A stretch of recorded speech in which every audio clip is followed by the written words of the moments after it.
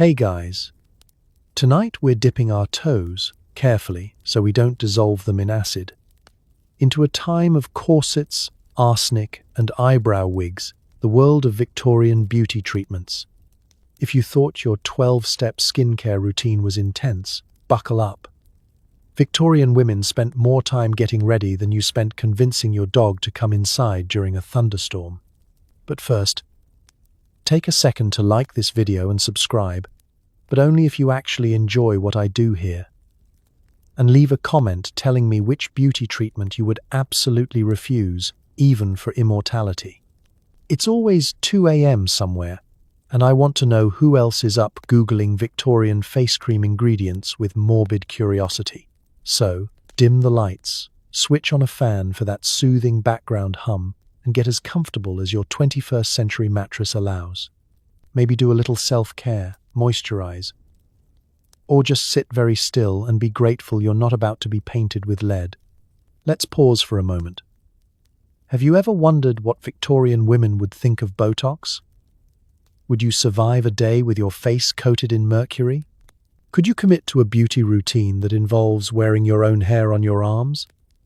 Did anyone ever actually enjoy being massaged by a mustache-wielding doctor with a machine that looked like it could jumpstart a horse? Did anyone, anywhere, ever escape the smell of burnt feathers and ammonia? And now, congratulations. You've just woken up in the drawing room of a fashionable Victorian home. It's 1872. Your skin is tingling, your eyebrows are missing, and someone's about to offer you a complexion wafer. Don't eat it. Good luck. You open your eyes to the gentle sound of your maid, scraping frost off the inside of your bedroom window. Congratulations. Your first beauty challenge is surviving the fresh air that smells mostly of coal and horse.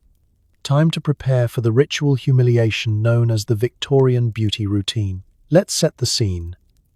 Your bed, grand by the standards of the era, is slightly more forgiving than a pile of hay, but still manages to squeak at every movement, like it's judging you for even attempting to get comfortable.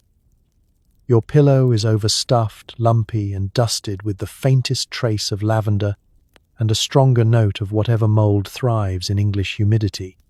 Before you can stretch, your joints offer a chorus of polite Victorian cracks and pops, a reminder that even the most delicate beauty has to fight off early-onset arthritis from sleeping in a room where the temperature rarely bothers to rise above haunted cellar. You draw back the blankets, heavy, woolen, and woven to trap both heat and dreams of summer. The cold air hits you instantly, sharp as gossip at a garden party. The only thing standing between you and freezing solid is a thin nightgown, and the hope that fashion will eventually invent thermal underwear. You consider burrowing back under the covers, but you know what's coming. A day of social obligations, eyebrow management, and a dozen creams designed by people who've never tested their own products. The morning routine begins with a mandatory cleansing, Victorian style. That means your maid, bless her, has fetched a pitcher of water so cold it could revive the dead. You splash it on your face, the shock jolting you awake faster than coffee. Forget fancy cleansers or gentle exfoliants. This is a full-body experience. You're left pink-cheeked and wide-eyed, ready for a day of pretending you're not slowly becoming hypothermic. The water smells faintly of iron, maybe a little frog, and the vague memory of something that died upstream last week. Next up, soap. But not the kind that smells like orchid rain or mountain meadow. This is soap made from animal fat, lye, and a dash of Victorian optimism. It's rough, yellow, and the texture is somewhere between scrubbing pad and vintage cheese. It exfoliates in the sense that it removes everything: oil, dirt, dignity, and the top layer of your skin. By the time you're done, you're squeaky clean, emphasis on the squeaky. As you shiver by the window, your maid unfurls the curtains, letting in the greyish daylight that manages to be both blinding and gloomy. Outside, London coughs itself awake. You see a smoggy sunrise, the silhouettes of carriages, and a faint, persistent fog that's 1 part weather and 3 parts burning coal. Victorian wellness experts recommend fresh air for the complexion, which would be hilarious if you had the strength to laugh. Now it's time to address your hair.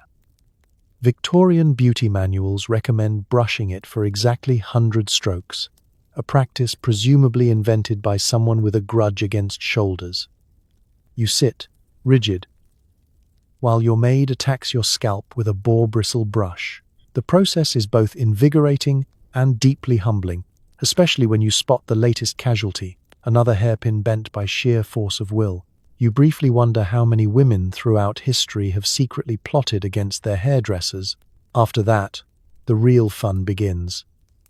Tonics, creams, and the careful avoidance of anything that might imply you sweat. You apply a lead-based face cream for that dewy, pallid look, a color best described as Victorian fainting ghost. There's a bit of arsenic powder for brightness, a dab of rouge if you want to look like you might have once seen the sun, and a swipe of mascara that contains just enough mercury to make you question your life choices. Dressing is an ordeal unto itself, requiring a small team, 3 pulleys, and a prayer to Saint Elastic. Corsets are tightened until you can feel your breakfast, weak tea and dry toast, climbing into your throat. You're laced, buttoned, bustled, and primped until you look like a fragile, over-decorated mannequin. Perfect for the standards of the day, but slightly less ideal for breathing. By the time you're finally ready, your face is glowing, possibly with mild lead poisoning. Your waist is cinched, and your hair is a shellacked monument to Victorian engineering. You stare into the mirror, expressionless, because smiling causes wrinkles, and prepare to face a day where survival and beauty are basically the same thing. Welcome to your morning. Try not to pass out before lunch. Your day begins with a bracing splash of water straight from the well, a Victorian skincare secret. So invigorating, it's basically a jump scare for your pores. Forget warm water. The only thing steaming here is your sense of dignity. The first thing you notice about the water is that it has an attitude. It doesn't just cool your face, it stings. It seizes, it seeps directly into your bones and takes up residence. Victorian pipes are decorative at best, so this isn't the gentle tinkle of a modern tap. It's an iron pitcher, heavy enough to use as a murder weapon in a locked room mystery, and the water within is so cold it would make a polar bear politely decline. You could try to let it sit and warm up, but the drafty room would simply chill it further out of spite. There's a certain ceremony to the splash, as if each morning is a trial by frost. Your maid pours it into a basin with a clank that echoes through the house, letting you know it's almost time for battle. The first handful to the face is like slapping yourself awake with a handful of snow. Refreshing, yes. But in the same way, being hit by a runaway carriage is refreshing. The water bites, the water judges, the water dares you to blink.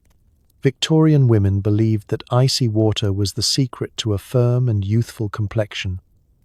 Probably because after the first splash, you looked so shocked and pale that you had no choice but to pass for 10 years younger. The shock is immediate and thorough. Your skin puckers, your pores snap shut, and any trace of sleep is instantly replaced by the existential dread of being both clean and freezing. You try to imagine yourself as a Roman empress at the baths, but the only empire you're ruling is a tiny, shivering fiefdom of goosebumps.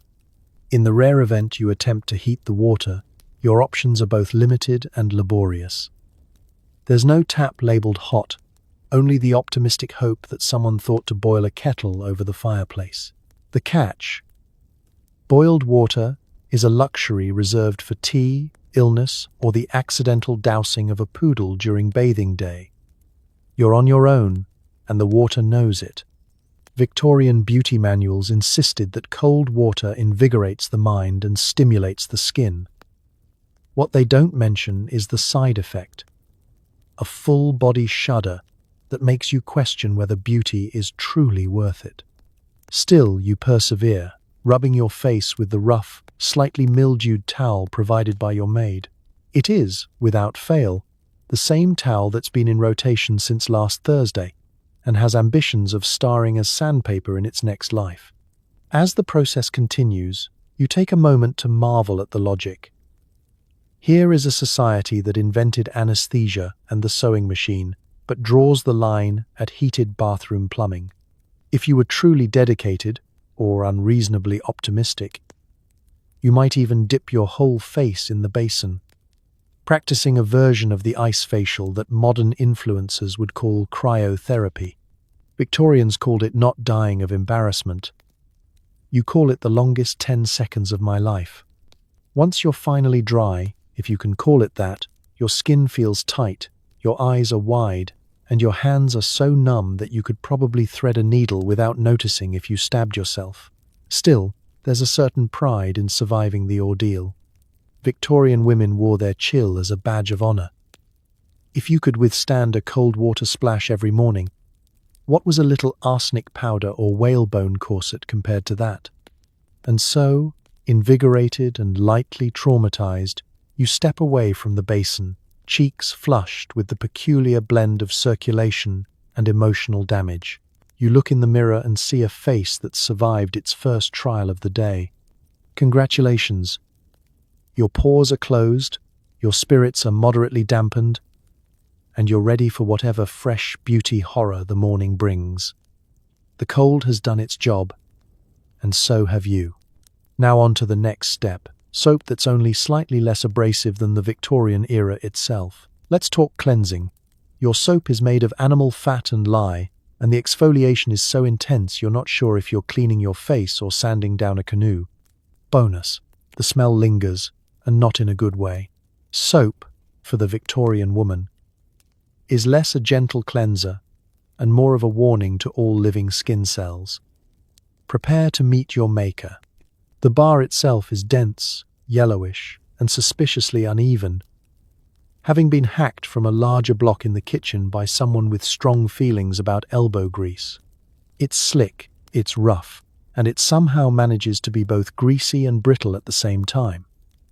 If you drop it, it will chip the basin. If you use it, it will chip your resolve. The main ingredients, animal fat and caustic lye, come together in a kind of chemical truce. The fat comes from the less photogenic bits of cows, pigs, or whatever unfortunate beast wandered too close to a Victorian kitchen. The lye, on the other hand, is made by soaking ashes in water until the liquid could dissolve a small fence. Together, they create a product that technically gets you clean, but at the cost of most of your upper dermis. You pick up the bar, still slightly slimy from yesterday's adventures, and rub it between your hands, trying not to think about its provenance. Immediately, your palms tingle with the sensation of microscopic sandpaper. The lather is underwhelming, a few sullen bubbles, and a greyish scum that clings to your skin like a pessimistic barnacle. You apply the soap to your face, and instantly regret every decision that's brought you to this point. Victorian exfoliation is not so much about removing dead skin as it is about forcibly evicting it. The scrub is both literal and metaphorical. Your cheeks turn a festive shade of red, equal parts irritation and old-fashioned friction burn. The soap bites, scratches, and tugs at your pores. It removes yesterday's lead-based face cream, any dignity left from the cold water splash, and probably a few years from your projected lifespan. You'd like to believe that you're revealing a fresh, glowing complexion underneath, but mostly you're unveiling a look best described as distressed mahogany. The scent is something special, a heady blend of tallow, smoke, and faint barnyard undertones, punctuated by the ghostly memory of the animal's previous life. Victorian advertisements might promise the delicate fragrance of lavender or a hint of rose, but what you actually get is more reminiscent of laundry day at a slaughterhouse. The odor lingers on your hands, face, and, if you're particularly unlucky, in your hair for hours. In polite society, this is why people invented perfume. The truly committed Victorian might follow up the initial scrub with a pumice stone, just to really finish the job and ensure that no molecule of moisture escapes unscathed. This is beauty by attrition. You're not just getting clean, you're fighting for your life. Each session leaves you a little pinker, a little rawer, and one step closer to understanding why portraits from the era look so stoic. Everyone was probably just too sore to smile. If you think about complaining, remember that for most Victorians, this was an upgrade. Before commercial soap, many had to make their own or settle for washing with whatever alkaline mixture happened to be lying around. If you had sensitive skin, tough luck. If you had any skin left at all, congratulations. You made it through another round of the great Victorian scrub-off. By the end of the ordeal, your face tingles and your nose twitches. You dry off with a towel that's seen better centuries and try to convince yourself that this redness is the healthy flush of youthful vigor, not just mild chemical burns. The mirror offers little reassurance. But hey, at least you're clean. By Victorian standards, anyway. You've endured the soap, survived the sandpaper, and are ready to face the world smelling faintly of livestock and hard-won cleanliness. Onward, then, to the next treatment. You're glowing, possibly radioactive, but definitely glowing. Breakfast of champions. Tiny wafers containing just enough arsenic to make your skin glow, and possibly your hair fall out. The goal is pale, ethereal beauty. The result is a nervous system that files for divorce. Victorian beauty isn't satisfied with just scrubbing and scouring your outer layers.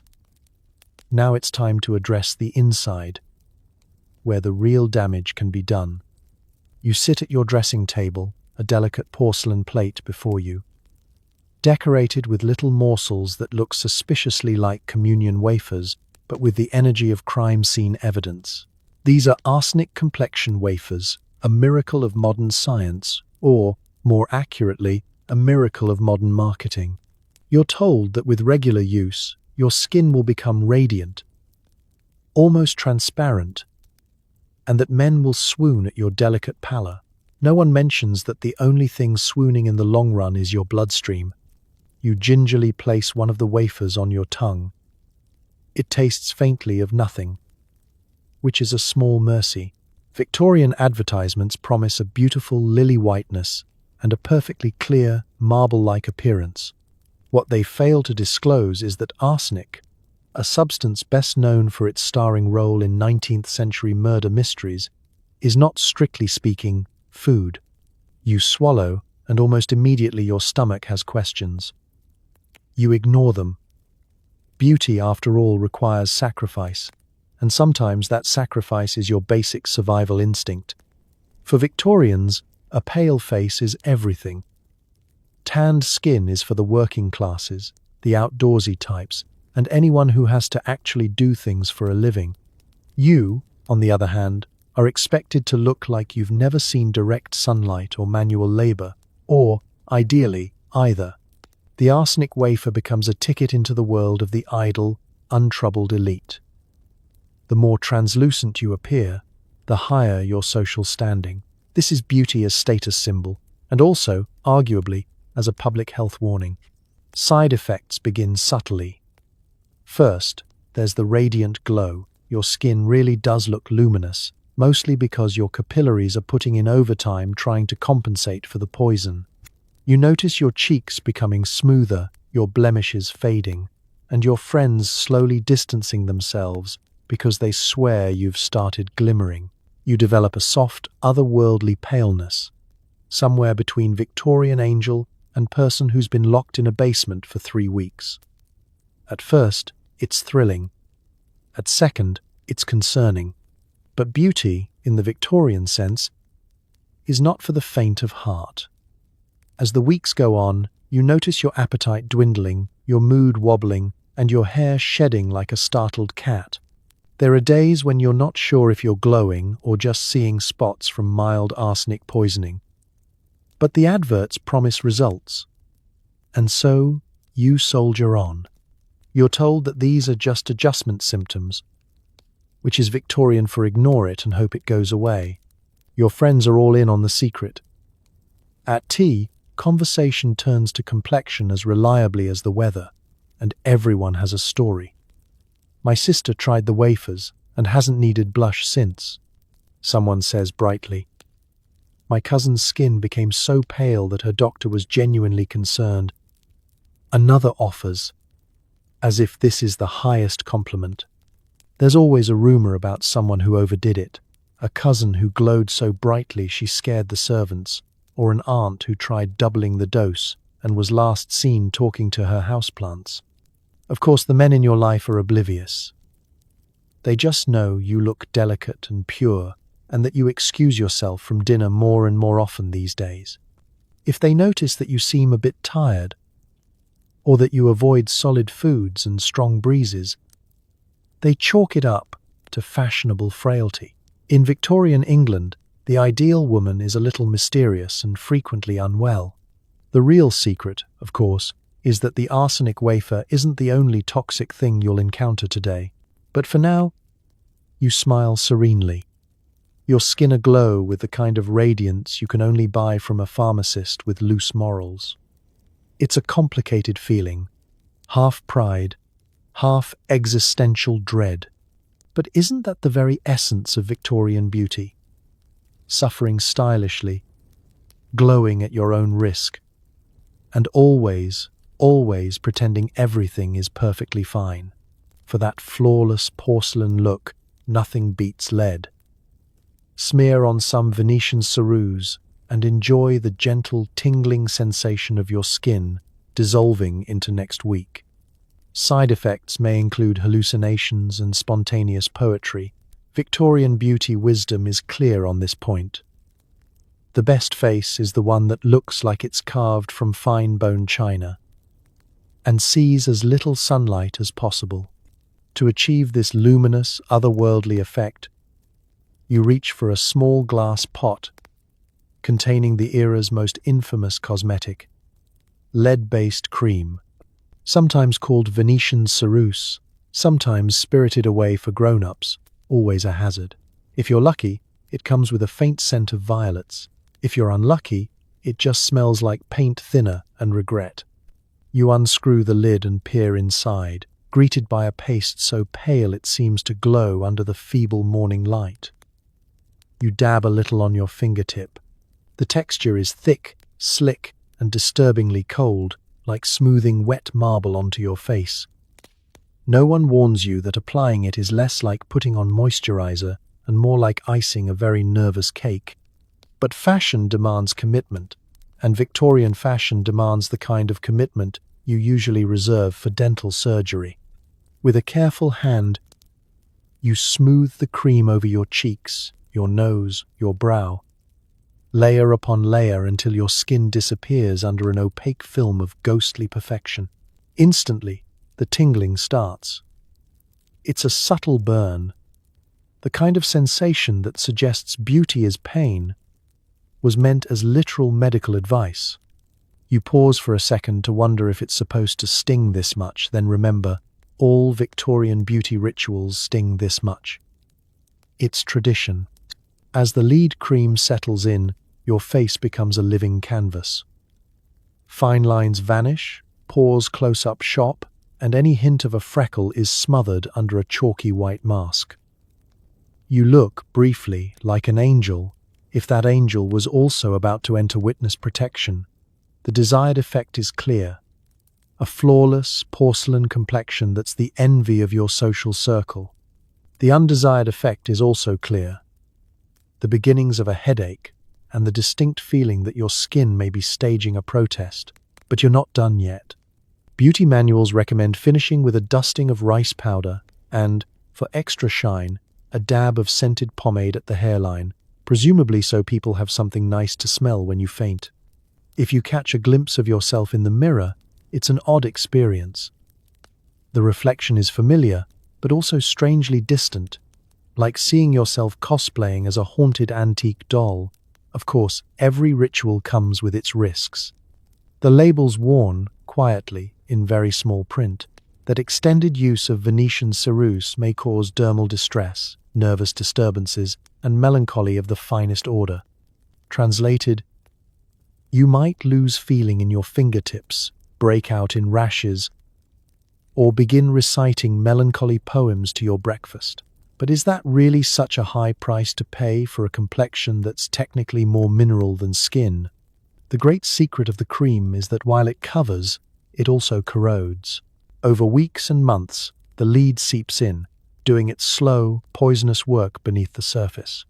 Your friends may notice you're looking a bit ethereal these days, or that you've started daydreaming mid-conversation, your eyes glazed with either romantic longing or early-onset lead-induced confusion. If anyone asks, you just smile serenely, hoping they won't mention the flaky patches or the odd metallic sheen. Still, in the eyes of Victorian society, you're a vision. Dinner guests compliment your complexion, usually from a polite distance, and family portraits capture your pallor for the ages. You're beautiful, mysterious, and just a little bit see-through. Sure, you might be hallucinating the family cat playing Chopin on the pianoforte, but honestly, who among us hasn't wanted a bit of escapism now and then?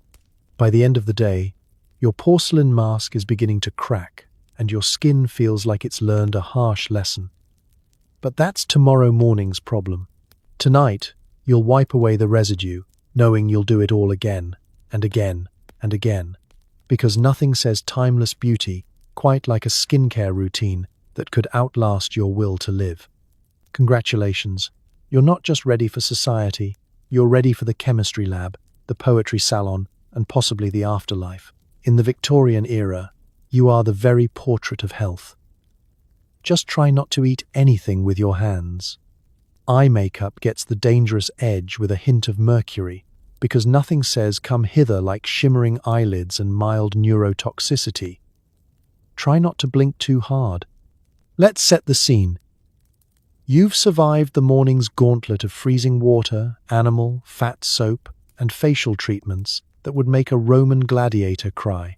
Now it's time for the final touch, the eyes, the windows to the soul, or in this case, the slightly foggy windows with a warning sticker.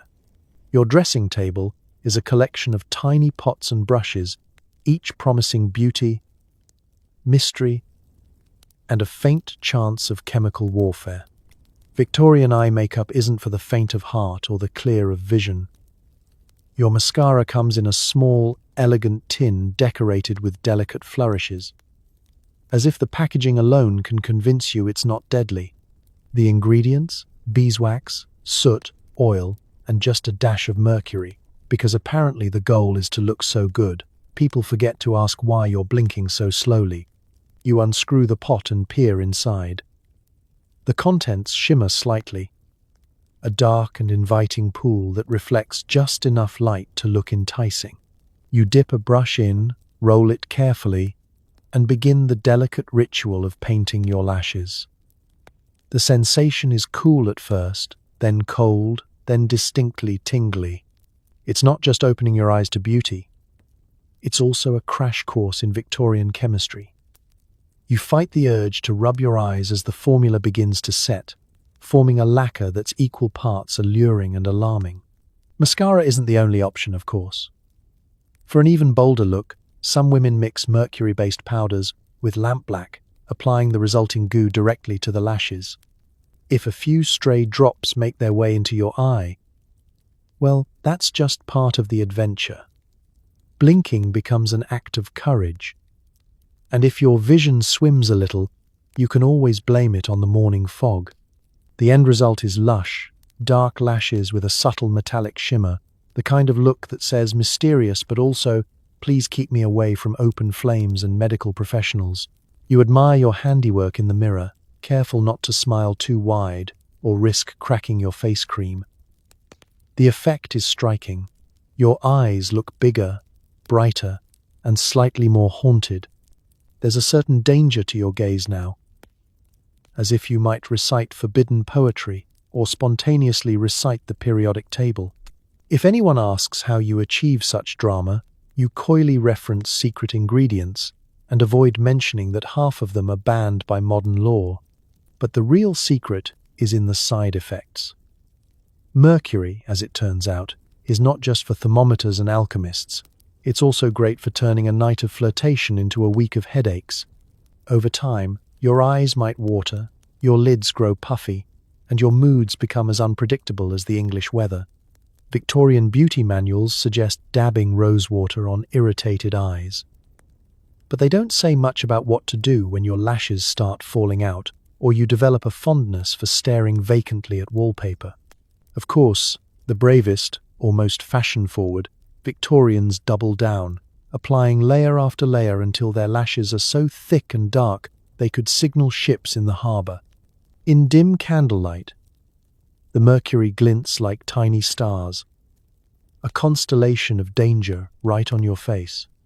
Your admirers are enchanted, leaning in a little closer, perhaps even willing to overlook the slightly metallic scent wafting off your cheeks. In the end, isn't that what every beauty routine is about? Sacrificing a little health, a little common sense, and perhaps a little peripheral vision in the name of allure. So you flutter your lashes, careful not to blink too hard or too often, and prepare to face the world, dazzling, mysterious, and just a little bit hazardous. Mercury in your mascara is the perfect metaphor for Victorian beauty. Brilliant, risky, and only occasionally accompanied by an urgent trip to the doctor. Sleep tight, and don't rub your eyes, unless you want to see what Victorian drama really looks like. Thin, arched brows are in, and yours have been plucked into non-existence. Never fear. Simply glue on some tiny wigs made from mouse fur. They're like little mustaches for your forehead, and no, they don't look natural. It's another morning in your Victorian beauty adventure. And today's first order of business is confronting the barren moonscape that is your brow line. In this age, the height of sophistication is a brow so finely arched and so tragically sparse that people can't tell if you're surprised, angry, or just caught in a perpetual state of "did I leave the gas lamp on?" Modern trends have nothing on Victorian dedication. A single stray hair is a personal insult to your lineage. So you take to your brows with the tenacity of a landscape gardener working against nature. Plucking is more than a ritual, it's an act of faith. You sit, perched uncomfortably on a velvet stool, pinching tiny, cruel tweezers in one hand and a compact mirror in the other. The goal is to achieve a thin, elegant arch. But after a few too many plucks, you begin to resemble a startled porcelain doll or a billiard ball with opinions. The pain is sharp and constant. And it's not lost on you that Victorian society has found yet another way to make beauty indistinguishable from punishment. Eventually, you are left with the classic barely there brow, a canvas so blank that artists might weep with envy. But society abhors a vacuum, especially on a woman's face. Enter the eyebrow wig, possibly the most eccentric beauty hack of the century. These miniature wonders are crafted from mouse fur. Yes, really. Lovingly sheared, dyed, and trimmed to mimic the shape of human eyebrows. It's a niche market, and you try not to imagine the job interview. So, what do you do for a living? I give mice the world's tiniest makeovers. Applying your new eyebrows is a process that combines artistry, hope, and a small amount of existential dread. The adhesive is a mysterious concoction of gum arabic and possibly the tears of those who tried and failed before you. You delicately press each mouse fur masterpiece above your eyes, willing them to stay put until at least tea time. The result, ice unexpected. Instead of the sophisticated arch promised in the advertisements, your new brows have a subtle upward tilt that suggests you are perpetually skeptical of everyone and everything. There are hazards, of course. A sudden gust of wind, an especially animated conversation, or a particularly steamy cup of tea can send your carefully applied mouse moustaches adrift. Few things in Victorian society are as mortifying as losing your brows mid-brunch and watching them flutter gently to the floor, like tiny, disillusioned caterpillars seeking a better life. There's an art to recovering them with dignity. Pretend to sneeze, drop your handkerchief, and sweep them back into place as casually as possible. No one will mention it, but everyone will notice. In the rare moments when your eyebrow wigs are sitting pretty, you feel a peculiar sense of triumph. Yes, they're made of mouse fur, and yes, they shine strangely in candlelight, but you are on trend. The brows complete your look, thin, arching, and slightly off-kilter. They frame your eyes with an energy best described as Victorian surprise party. You may ask, why not draw them on? Some do, with charcoal or soot, but even then the effect is more tragic pantomime than timeless beauty. At least with eyebrow wigs, you can remove your brows at will, achieving both the height of fashion and the world's easiest disguise. By the end of the day, your brows have seen things, drama, high tea, a brief stint stuck to your gloves. You peel them off, sigh with relief, and marvel at the sheer inventiveness of historical beauty. Tomorrow, the cycle begins again. For now, you store your mouse fur moustaches in a velvet-lined box, ready to transform you once more into a paragon of Victorian style, or at least a woman with eyebrows that can survive a stiff breeze and a skeptical glance. Want to look wide-eyed and innocent? Drop some deadly nightshade into your eyes. You'll get big, glistening pupils, and possibly the sudden urge to describe colors out loud to strangers. Victorian beauty isn't just about complexion or eyebrows.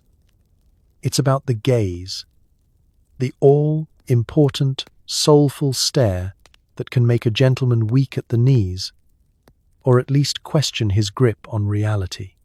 Enter belladonna, or beautiful lady, a plant whose reputation swings wildly between dangerous poison and must-have beauty hack.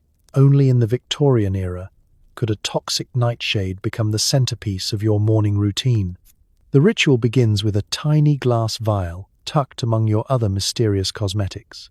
Its label is handwritten, the script elegant and slightly ominous, as if warning you and flirting with you at the same time. Inside, belladonna extract, a few precious drops of distilled danger. You steel your nerves, tip your head back, and let your maid carefully squeeze one drop into each eye. The effect is immediate. Your pupils expand, swallowing up the color of your irises and turning your gaze deep, dark, and slightly unhinged. This was the height of allure in Victorian society. A look that said, I am innocent and mysterious, and also possibly seeing into the void. It's a shortcut to doe-eyed beauty, with a lingering side effect of might walk into the furniture at any moment. Blinking feels odd, the world appears softer around the edges, and suddenly, sunlight is the enemy. Your vision blurs just enough to turn every face into a dreamy painting, and candlelight becomes a shimmering haze. If you had any lingering desire to read or embroider, you can forget about it for the next few hours. Instead, you spend the morning gazing enigmatically out the window, looking like a tragic heroine waiting for her sailor to return. You may also find yourself squinting a lot, not because you're suspicious, though who could blame you in Victorian England, but because the light is suddenly much too bright, and the world just won't stop swirling. Society, of course, adores the effect. At tea, compliments flow. Your eyes are so luminous, they murmur. Or, you look positively bewitched. No one asks why you're missing the saucer and pouring tea onto the carpet. They just assume you're lost in thought or artfully eccentric. You could probably trip over a houseplant in front of the entire parlor, and someone would declare it a bold new dance. The conversation inevitably turns to vision. One lady admits she once used 2 drops and ended up narrating the wallpaper for an hour. The paisley is especially vivid today. Another recalls a friend whose eyes looked so hypnotic she was nearly proposed to. twice in one afternoon, and once by her own uncle. Everyone agrees it's a small price to pay for such mystery. There's even a rumor of a duchess who accidentally overdosed and spent an entire season with a squint so dramatic it launched a brief but passionate fashion trend. Of course, there are the warnings, the pamphlets, the quiet rumors of blurred vision, headaches, or the occasional fainting spell. Doctors grumble about the risks, muttering things like permanent damage and possible blindness. But what do doctors know?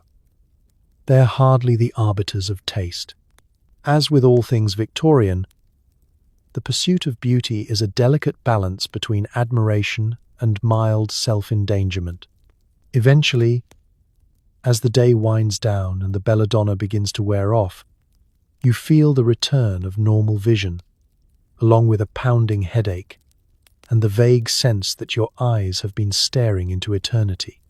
You retire to your room, light a single candle, and watch the shadows play on the wall. Your eyes, still a little too large and glossy, catch the light and hold it, making you look like a particularly philosophical barn owl.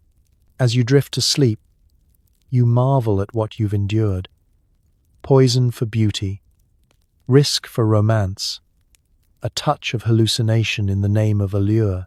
Tomorrow, you might see clearly, but tonight, you rest knowing you've gazed into the abyss. And the abyss probably asked for your beauty routine.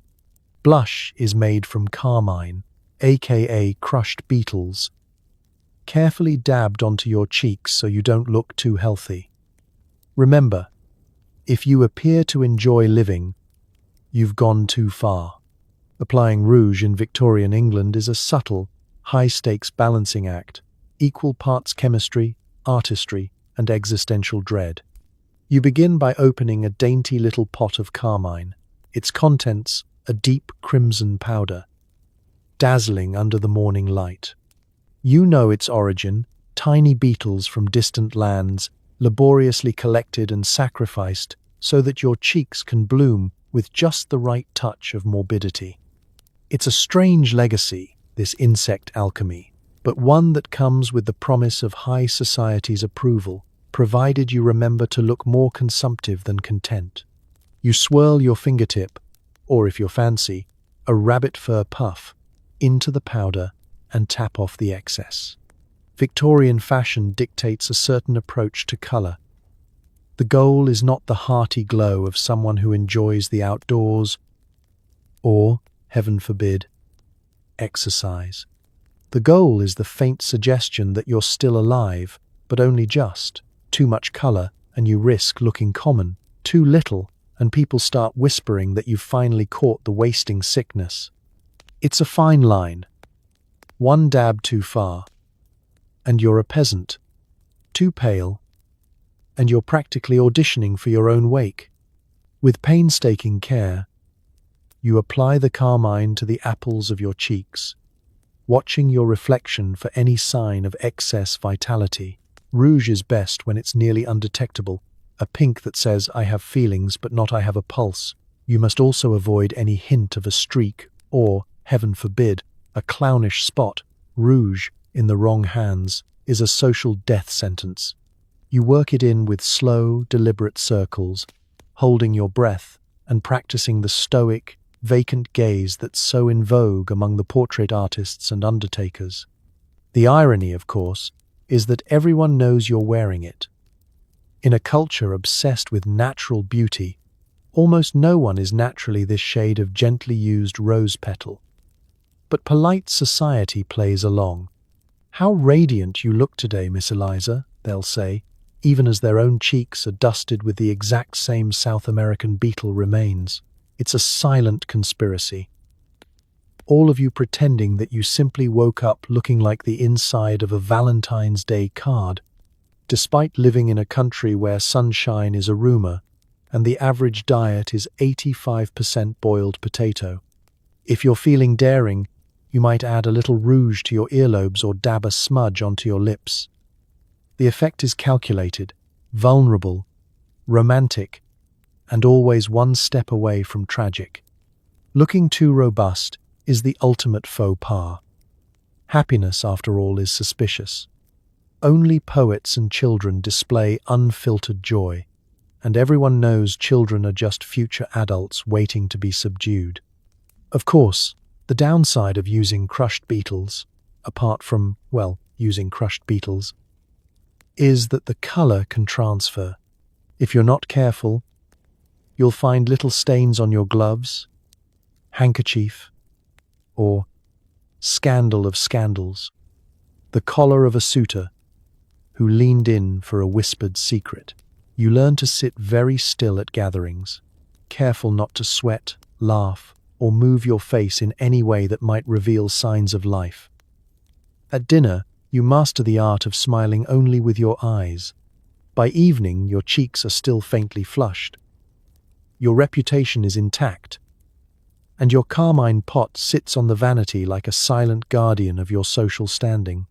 As you remove your makeup, the crimson vanishes, revealing the true pallor beneath, a face that is both the blank canvas of Victorian longing and, for a few hours each day, the masterpiece of a crushed beetle's brief but meaningful life. Congratulations. You look exactly as the world expects, lovely, fragile, and only slightly less alive than your makeup. It's time to put on your corset, the Victorian version of a bear hug from a judgmental aunt. Take a deep breath, your last one for a while, and let your organs get to know each other very intimately. Corset time. The phrase alone is enough to send a shiver down your spine, if, indeed, your spine is still mobile enough to shiver. This is the centerpiece of Victorian fashion, a garment engineered not for comfort or practicality, but for the pursuit of that holy grail of beauty, the hourglass waist. The smaller, the better. If you can achieve a circumference that rivals your average fruit bowl, you're on the right track. If you can breathe, you're probably not trying hard enough. The ritual begins with you, standing in your chemise, arms lifted as your maid holds up the corset like some ancient instrument of both elegance and terror. There is a moment of calm, a silence before the storm, where you contemplate your life's choices. Then you step in, and the dance begins. The stays are placed, the laces are threaded, and your maid adopts the stance of a champion tug-of-war contestant. She pulls, you gasp. The whalebone stiffeners, inserted lovingly or vengefully into the garment, press firmly against your ribs. At first, it's just a snug squeeze, a gentle suggestion that your organs might want to get to know each other better.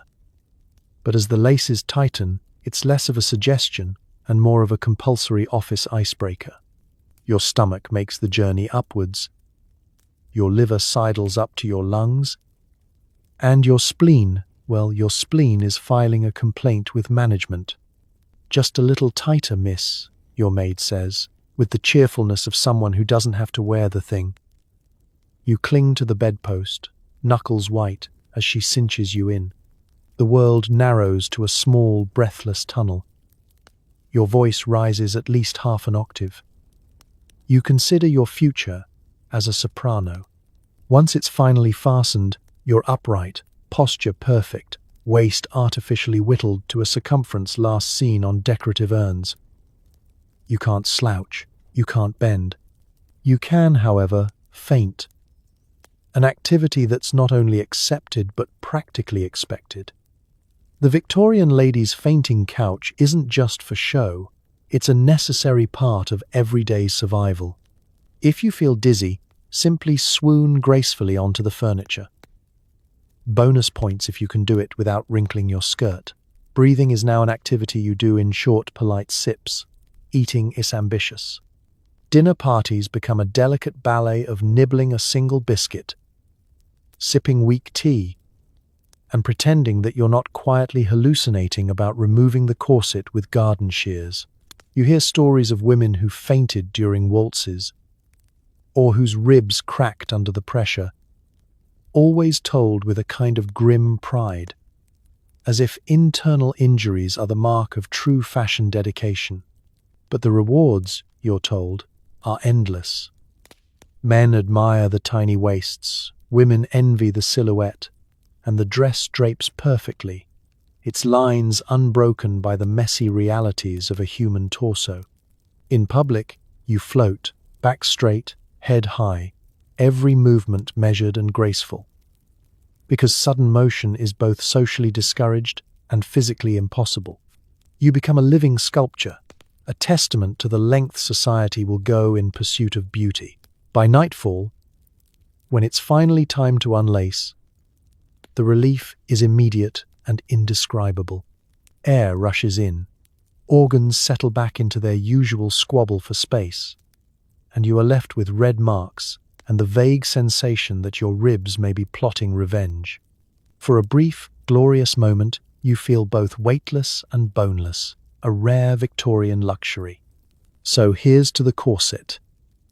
The garment that defined an era, terrified a generation of internal organs, and still somehow managed to make you feel like the most elegant creature in the room, if only you could sit down without assistance. Hair care is simple. You don't wash it. Or at least, not often. When you do, it's with egg yolks, gin, and a prayer. If you're lucky, your hair emerges only slightly stickier than before. Let's start by debunking a myth. In Victorian times, glossy, freshly washed hair was less a goal and more a rumor. Washing your hair too often was considered reckless, possibly even dangerous. Society firmly believed that if you so much as looked at a bottle of shampoo more than once a month, you risked inviting headaches, chills, and scandal. A well-bred scalp, like a well-bred spaniel, was best left undisturbed except on very special occasions. When washing day finally arrives, a lunar event in its own right, you prepare for battle. The ritual is a logistical operation involving towels, bowls, combs, and the vague hope that everything will dry by Michaelmas. The process begins with the main ingredient, eggs. Not the whites, heavens, no, only yolks will do, rich in natural oils and questionable aftertaste. You crack a few, separate with expert fingers, and whisk until the mixture looks suspiciously like the world's least appetizing pudding. But why stop at eggs? Recipes abound for creative concoctions. Some recommend a dash of gin, because if you're going to pour something over your head, it might as well be top shelf. Others swear by a sprinkle of grated soap or a splash of rainwater collected from the roof, never mind the bird content. If you're feeling especially ambitious, you might even heat the mixture slightly, though this runs the risk of an omelette on the scalp. The Victorians were many things, but predictable was not one of them. With all the ingredients assembled, you take a deep breath and lean over the basin. Your maid, the unsung hero of personal hygiene, pours the eggy, boozy mixture onto your head with a gentleness born from years of practice and mild resentment. The initial feeling ice unexpected, warm, viscous, and only slightly reminiscent of breakfast. You massage it in, working through tangles and old hairpins lost in the previous month's adventure. A faint, alcoholic aroma fills the air. Some say this is invigorating, most just say pungent. Next comes the rinse. Warm water is ideal but rarely available, so you settle for water that is not actively frozen. You rinse and rinse, but there's always a nagging suspicion that somewhere an errant bit of yolk is clinging to a strand for dear life. If you're unlucky, your hair dries with a faint sheen and the occasional whiff of barnyard. But, miracle of miracles, it is, technically, cleaner than before. Slightly. You run your fingers through it, feeling for stickiness, then decide it's good enough for another few weeks. Between washes, Victorian women have tricks to keep things looking passably presentable. Hair powder, sometimes rice, sometimes starch, sometimes crushed violets, soaks up the oil and adds volume. Scented pomades help distract from any lingering aroma, provided you don't stand too close to an open flame. And elaborate updos serve as architectural marvels, hiding sins, secrets, and the occasional stowaway bobby pin. Combing is another event. 100 strokes a night with a boar bristle brush, all in pursuit of shine, strength, and perhaps redemption. Split ends are ignored. Tangles are confronted with a stoic resignation. And the concept of wash and go is the stuff of futuristic fantasy. By the time you emerge from your hair-washing ordeal, you are exhausted but triumphant. Your scalp tingles, your hair shines in certain lighting, and you smell faintly of gin and eggs. You smooth your locks, pin them up, and return to the parlor with the quiet pride of a woman who has faced chaos and come out on the other side, only slightly stickier, but considerably more legendary. Feeling brave? Try the latest trend, washing your hair with ammonia. It'll strip the oil, the color, and probably some of your memories. The fumes are free. It's wash day again. A rare occasion made even rarer by your willingness to experiment. You've tried the egg yolks, you've dabbed with gin, but today you're feeling bold. Enter the ammonia shampoo, the Victorian era's version of extreme sports for your scalp. According to beauty magazines, it promises unparalleled cleanliness, unparalleled shine, and a scalp so invigorated it may never forgive you. The experience begins with the telltale scent. Sharp, nostril, burning, and immediately recognizable as the stuff you'd rather keep under the kitchen sink. The recipe is simple, which is rarely reassuring in Victorian beauty. 1 part ammonia, several parts water, and one very sturdy sense of self-preservation. As you prepare your basin, the fumes rise up, filling the room and clearing your sinuses with ruthless efficiency. Your eyes water, your spirit falters, and your maid opens a window just in case. You lean over, heart pounding, and begin to pour the mixture over your head. The initial shock isn't the cold, but the pure, unmistakable scent of chemistry at work.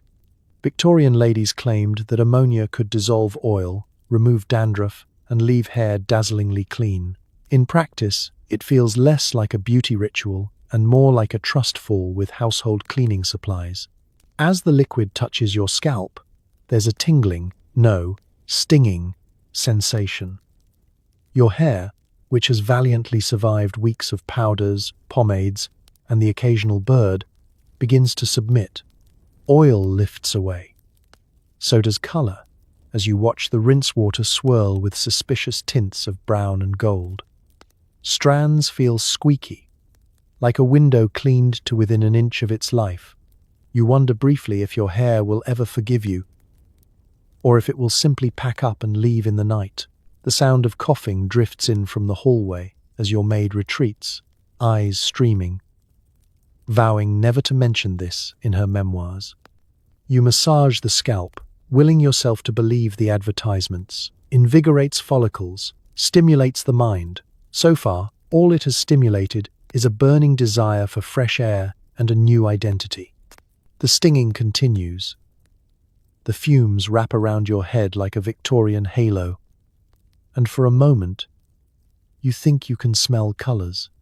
Victorian society is all about appearances, so the final verdict is not up to you, it's up to your social circle.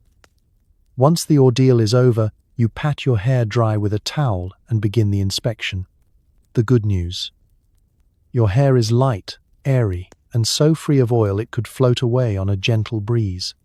The bad news. It's also free of moisture, pigment, and, in some places, structural integrity. Running your fingers through your hair, you notice it squeaks.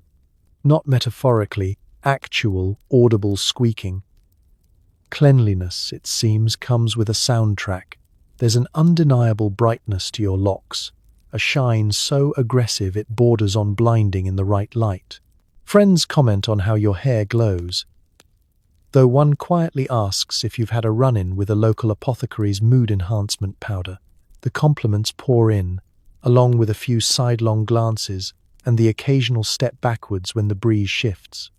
By the end of the day, your hair is clean, unquestionably, chemically, unforgettably clean.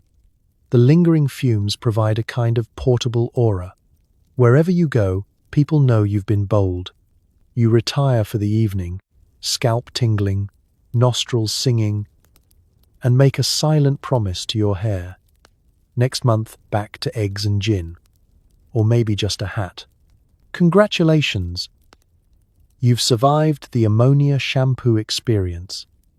A ritual that strips away everything but your ability to endure. Sleep well, and dream of a world where hair care doesn't require ventilation or a note from your physician. Want volume? Add a switch, someone else's hair, pinned artfully to your scalp. The only problem is remembering whose hair you're wearing and whether it's still attached by dinner. Victorian hair fashion isn't just a matter of personal growth. In fact, it's often not personal at all. Welcome to the era of hairpieces, wigs, switches, chignons and braids, all woven, clipped, and pinned with a dedication usually reserved for structural engineering. The simple logic of, if you don't have it, borrow it, reigns supreme. And there's no shame in admitting that this morning's luxurious updo is, at minimum, a team effort. The first step in the process is the switch, a long glossy strand of hair carefully matched to your own, or at least as closely as the London light allows. If you're lucky, it's a perfect blend. If you're not, well, that's what hats are for. These switches are big business. There's a whole cottage industry devoted to collecting, cleaning, and styling human hair. And the phrase, locks of love, has a distinctly mercenary undertone. You purchase them from the local hair merchant, who may or may not assure you the hair came from a willing participant. The less you ask, the better you sleep. You sit in front of your vanity, real hair swept into a bun, as your maid carefully pins, loops, and knots extra hair in every conceivable direction. The goal is volume and drama. Sweeping buns, intricate braids, cascades of curls that would make a Greek goddess jealous. The look is effortless, achieved only by spending a solid hour, 3 handfuls of pins, and half a bottle of bear grease pomade to keep everything obediently in place. If you're particularly ambitious, you might attempt the Apollo knot or waterfall of Venus. Hairstyles so elaborate they have their own diagrams in magazines and occasionally require scaffolding. But there are risks. Victorian society is rife with tales of wardrobe malfunctions, and hairpieces are no exception. At any given party, there's always a whispered legend about the lady whose switch tumbled unceremoniously into the soup or whose wig shifted mid-waltz, turning her into the talk of the season. You learn to move your head gracefully. No sudden turns. No aggressive nodding. Applause is kept to a minimum, and enthusiastic laughter is dangerous territory. The best part? It's not just you. Your friends, rivals, and distant cousins are all carefully pinned and woven, each head a collaborative masterpiece. Hairpieces become the currency of friendship. Lending a chignon for a cousin's wedding, swapping braids for a gala, or, in moments of true solidarity, covering a disastrous haircut with a borrowed waterfall of curls. There's a secret thrill in knowing you're never more than a few pins away from instant transformation or instant catastrophe. Of course, hair isn't the only thing these switches attract. Victorian London is not known for its hygiene, and a particularly unwise or unlucky lady may find her chignon playing host to uninvited guests. Lice are the unspoken spectre haunting every updo. The true sign of social status isn't just the height of your hair, but the speed with which you can detect and destroy invaders. For best results, frequent inspections, peppermint oil, and a healthy sense of paranoia. As evening falls, the pins come out and the hairpieces are unfastened, untangled, and laid gently in their velvet boxes, ready for tomorrow's masterpiece. Your scalp tingles with relief, and you marvel at how, despite the risks, there's a strange camaraderie in Victorian hair fashion.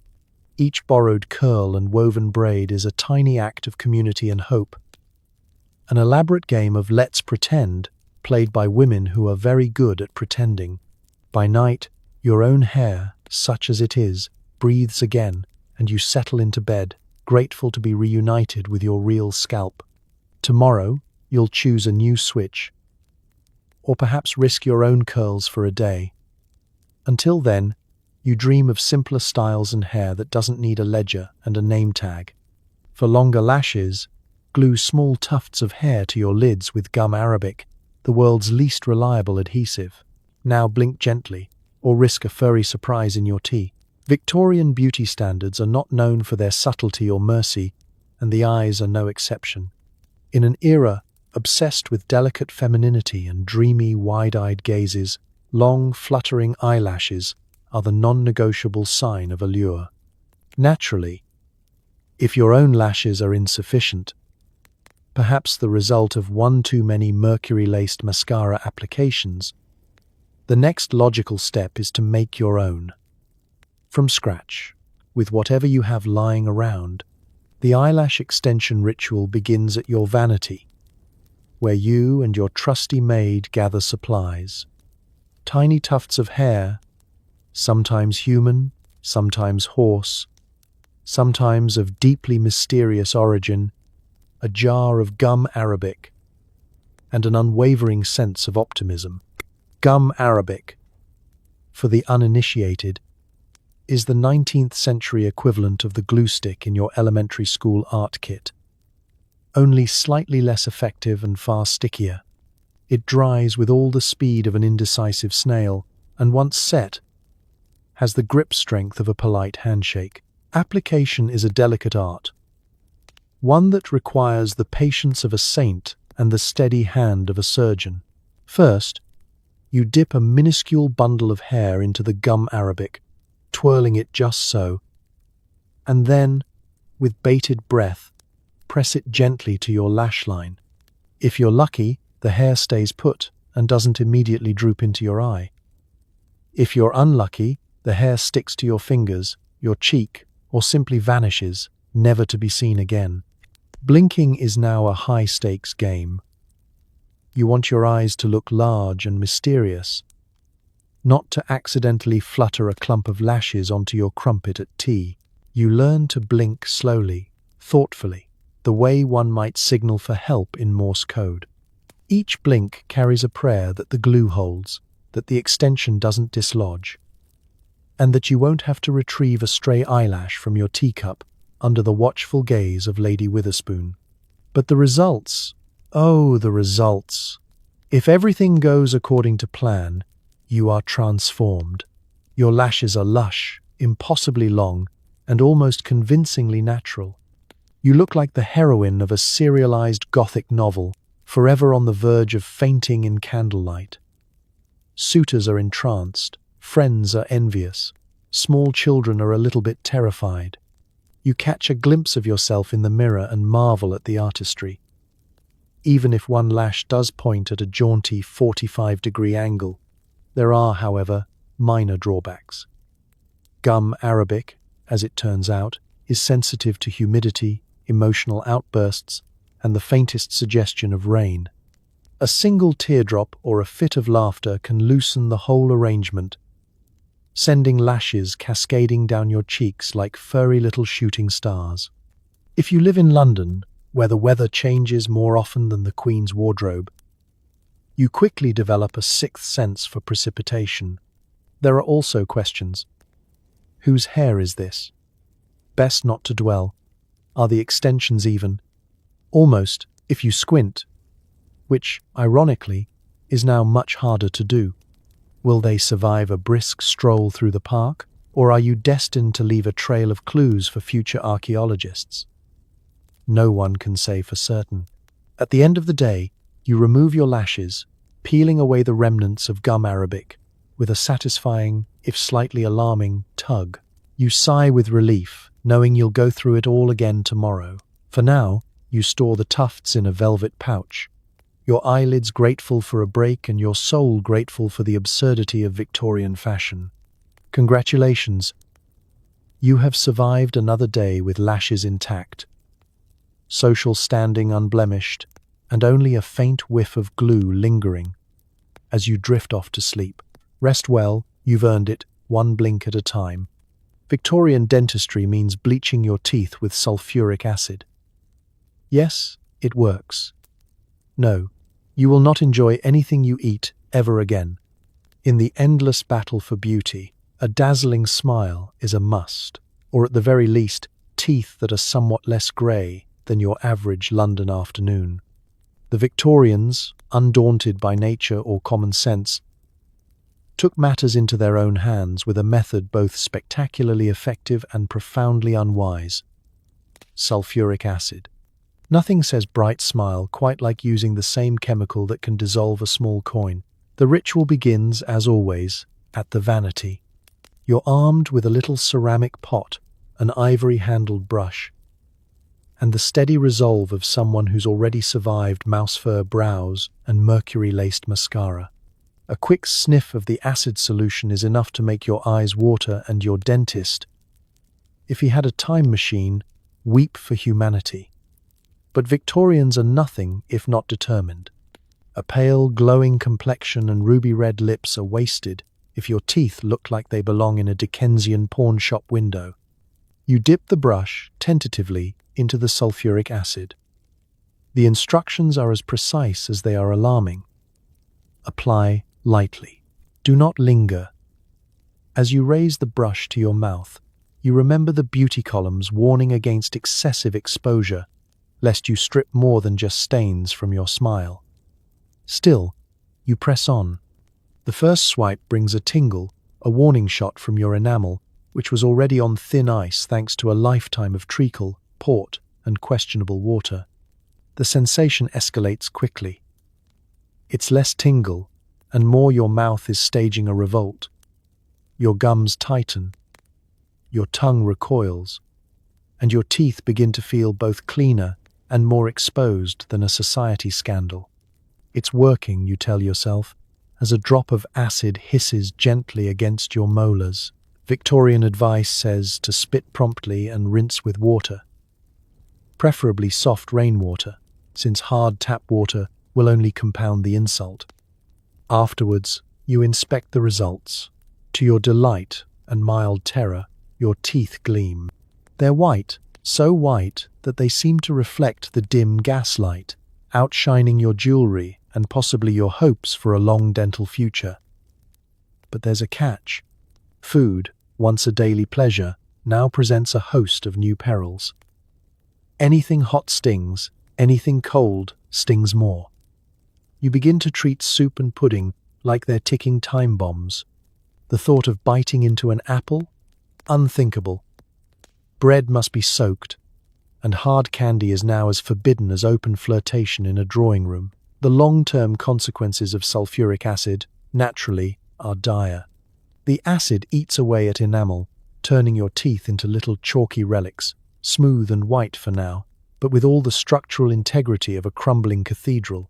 You trade sensitivity for beauty, comfort for compliments. There's a certain masochistic pride in joining the ranks of the beautiful and the dental precarious. A secret sisterhood of women who can smile serenely at a ball but wince at the mention of toffee.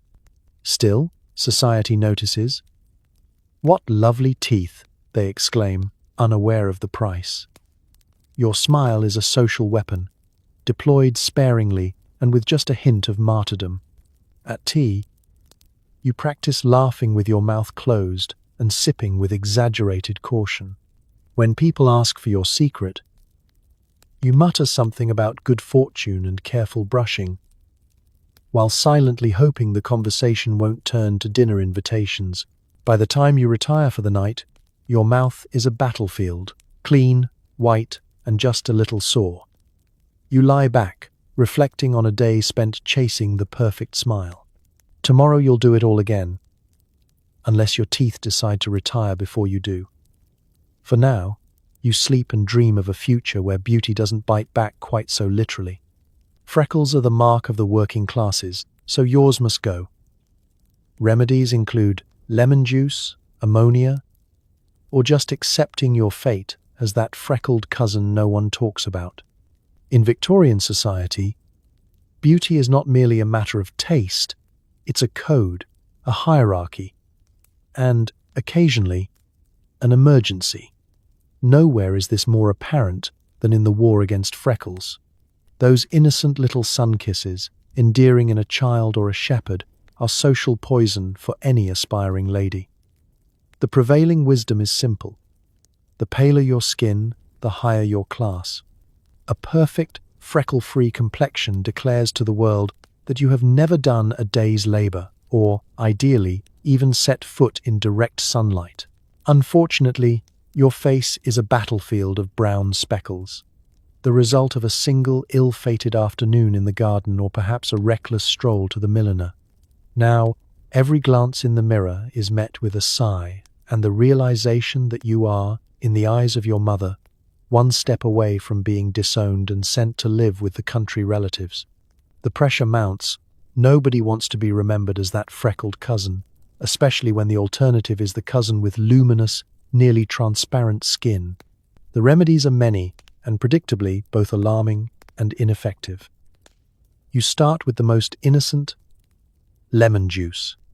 Slices are pressed against your cheeks until your skin puckers and your eyes water from the sting. Advice columns claim that daily dabbing will fade unsightly marks. What they fail to mention is the lingering scent of citrus, which causes every passing housecat to treat you like a walking garnish. When lemon juice fails to work its magic, you graduate to stronger measures. Enter ammonia, a substance more suited to laundry day than to skin care. You pour a small amount onto a handkerchief, hold your breath, and brace yourself for the burning sensation that follows. If nothing else, you reason, your freckles may simply retreat in fear. As the fumes rise and your eyes water, you contemplate just how much you're willing to suffer for a place in the drawing room. For the most desperate, or the most delusional, there's the freckle lotion from the apothecary, a proprietary blend of secrets, spirits, and, judging by the smell, possibly dead fish. The result? Well, if your goal is to replace freckles with a red, patchy rash, success is yours. It is at this point that you seriously consider your final option. Simply owning your fate and cultivating the persona of eccentric, outdoorsy cousin, the one who reads too much, spends time in the garden, and isn't invited to the formal balls. Society is relentless in its pursuit of the flawless face. At social events, a single spot can trigger a cascade of whispers. "Did you see her cheeks?" they murmur behind gloved hands. "She's practically a map of the shires." You learn to position yourself in shadowy corners, avoid direct sunlight, and invest in hats large enough to double as parasols.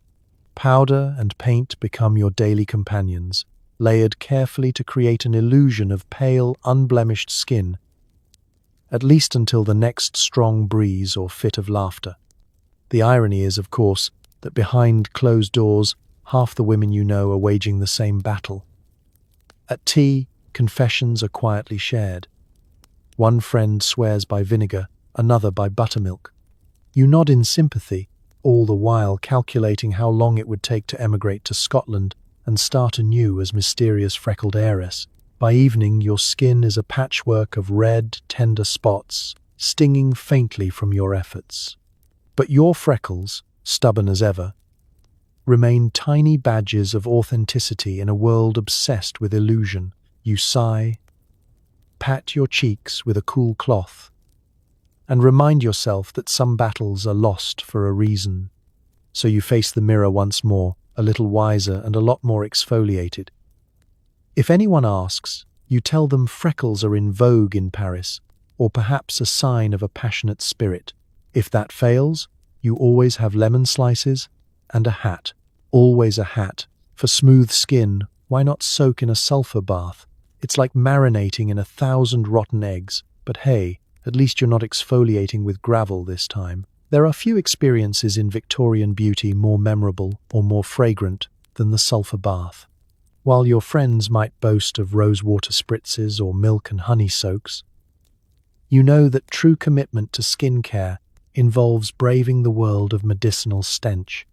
The bath itself is a porcelain tub set in the coldest corner of your drafty house, ready to be filled with hot water and that all-important secret ingredient, powdered sulphur. With the first spoonful, the air is transformed. The house cat flees. Your maid coughs quietly.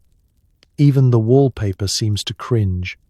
You lower yourself into the bath with a deep, resigned breath, through your mouth if you're wise. The heat is soothing, at least.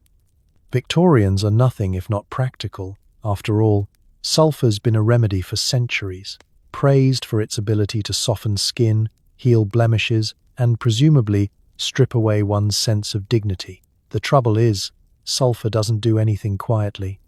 Within seconds, you're enveloped in the unmistakable aroma of rotten eggs, a cloud so potent it's rumored to cure not just skin ailments, but also sinus blockages and unwanted houseguests.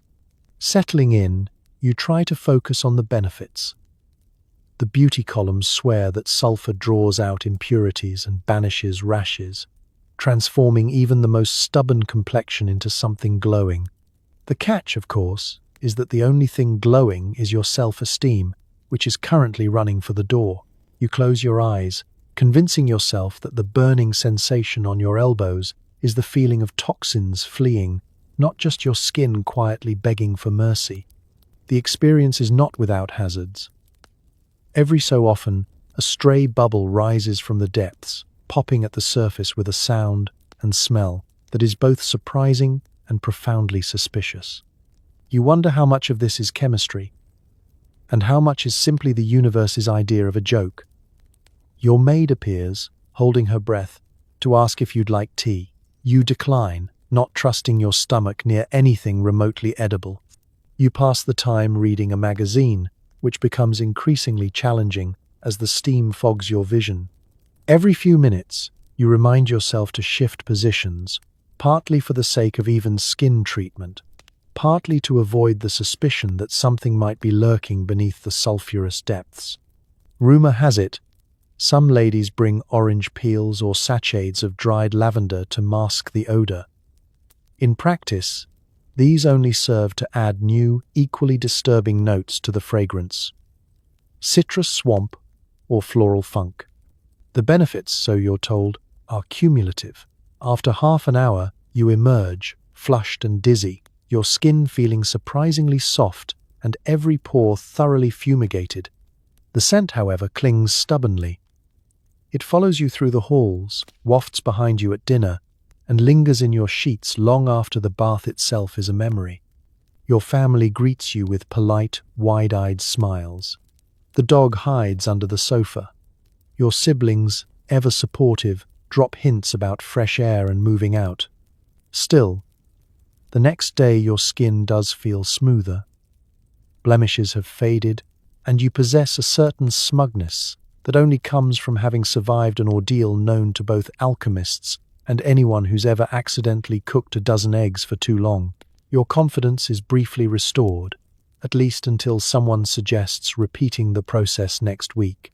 So, you've conquered the sulphur bath, a victory for beauty if not for nostrils. You may never smell the same, but you'll be soft, blemish-free, and uniquely qualified to clear a crowded parlour in under 30 seconds. In Victorian England, that's practically a superpower. Ready to relax? Lie down as a mustachioed gentleman in a lab coat connects you to a device that delivers healthful electric shocks to your face. For beauty, obviously, not fun.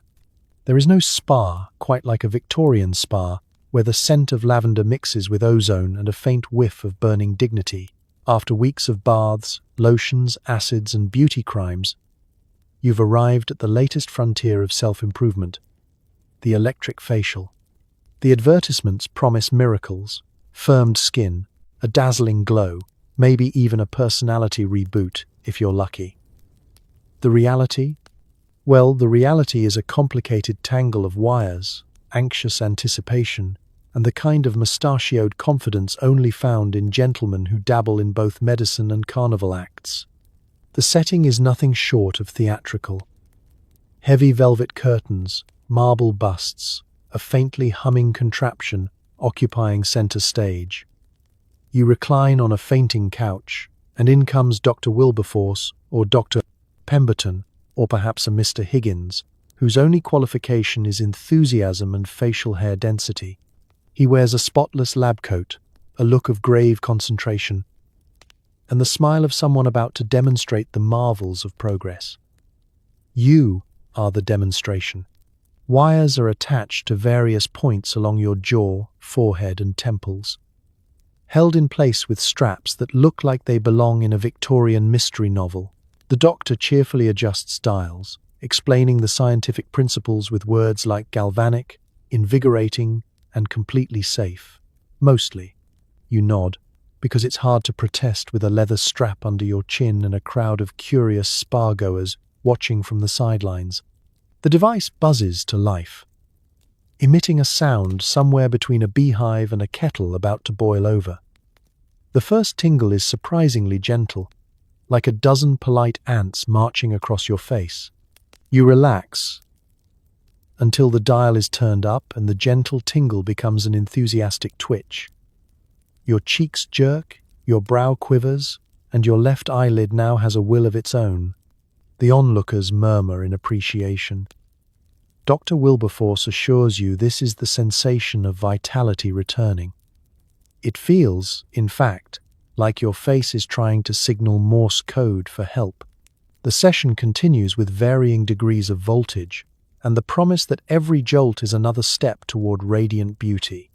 According to spa brochures, electricity stimulates circulation, tightens the skin, and erases lines of worry, assuming you can stop worrying about whether your hair will stand on end for the rest of your life. The electric current is, the doctor claims, barely perceptible. You wonder, as your jaw buzzes and your lips vibrate, what it might be like to experience a beauty routine that is perceptible in any other way. Between zaps, the doctor dabs your forehead with rosewater and asks if you feel invigorated. You nod because your face muscles have temporarily forgotten how to disagree. In the background, the spa pianist plays something soothing, occasionally glancing up to see if any clients have burst into spontaneous combustion. Time stretches. Your thoughts drift. You consider the miracles of Victorian innovation, how something so odd can be at once so modern, so earnest, and so absolutely absurd. At last, the buzzing stops. The straps are removed, and you're handed a mirror. Your face glows, partly from circulation, partly from relief. Your cheeks are flushed, your eyes wide, and you might be sporting a new cowlick or two. Dr. Wilberforce proclaims the treatment a success, jotting down notes for his next paper on the curious side effects of beauty. You pay your bill, collect your dignity, and step back into the cool London air, feeling, if not more beautiful, at least more awake. You've survived the electric spa, a rite of passage for the truly committed Victorian. Whether your skin is firmer or you've just done facial calisthenics is unclear, but as you drift off to sleep later, your jaw still tingling, you can rest assured you've seen the future, and it's shockingly ridiculous. Clear up blemishes with a paste of mustard and flour, applied directly to your skin. It burns, it tingles, it makes you question every decision that led to this moment. The pursuit of flawless skin in the Victorian era is a journey paved with equal parts optimism and household pantry staples. While the modern world may offer salicylic acid or retinol, you, brave beauty pioneer, are handed a jar of English mustard powder and a bag of flour, because when life gives you zits, why not fight them with the ingredients of a ham sandwich? The ritual is, like all things Victorian, both simple and unreasonably elaborate. You start by blending equal parts mustard powder and flour, adding just enough water to make a smooth, yellowish paste. This concoction is rumored to banish spots, brighten complexions, and draw out impurities. It will also, in no uncertain terms, draw out your will to live, at least temporarily. The paste is mixed in a porcelain bowl, its cheerful color belying the chaos to come. You sit at your dressing table, steel yourself, and dab the mixture onto your cheeks, chin, and anywhere your skin has dared to rebel against society's porcelain ideal. The initial sensation is one of warmth, which quickly escalates to a gentle burn, which quickly escalates to a "my face is hosting a small house fire." Beauty columns promise this means the remedy is working. You tell yourself this too, as you blink through the stinging and silently question how bad freckles really are. If you're lucky, the burning will plateau after a few minutes, settling into a steady tingle that leaves you looking flushed, glowy, and only mildly alarmed. If you're not lucky, your face turns bright red, and you spend the next hour waving a fan at your nose, hoping your family doesn't ask why you smell like a ploughman's lunch. There's an art to timing. Leave the mustard plaster on too long, and you'll resemble a cautionary tale from the medical textbooks, complete with impressive welts and a reputation as that cousin who's always experimenting. Not long enough, and you risk losing out on the alleged clarifying benefits. As with most Victorian beauty, the margin for error is distressingly thin. Eventually, you wipe away the paste, gingerly, with a cool cloth, and the weary resignation of someone who's seen too much. Your skin feels tight, warm, and undeniably different. The blemish may or may not be gone, but you can take comfort in knowing that you've likely scared away any lurking bacteria with sheer bravado and a cloud of pungent spice. Social occasions are now a minefield. The smell of mustard clings to you, following you from the parlor to the garden. Friends are polite, asking about the new cologne, but you notice an unusual amount of distance at the tea table. Rumors swirl. Has she taken up cookery? Is she hiding an injury? Why does she always sit near an open window? Of course, you are not alone. Your fellow Victorians share horror stories of their own. The lady who fainted from the fumes, the friend who confused flour with baking soda and ended up with a chemical reaction worthy of a laboratory, the cousin whose mustache has never been the same. Everyone nods in agreement. Beauty is pain.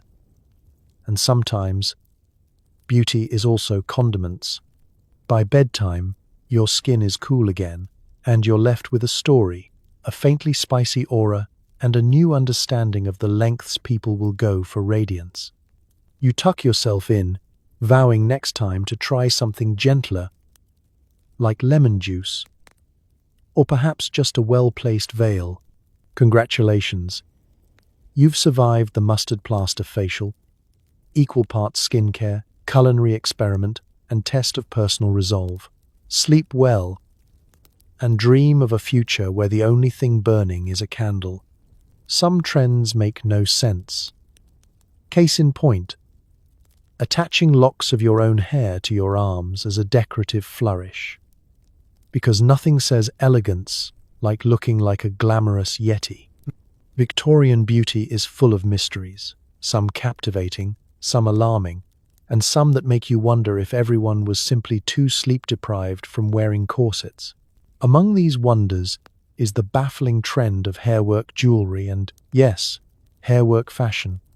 You may have heard of keeping a beloved's braid in a locket, but the true aficionado goes one step further, incorporating locks of your own hair directly into your daily ensemble.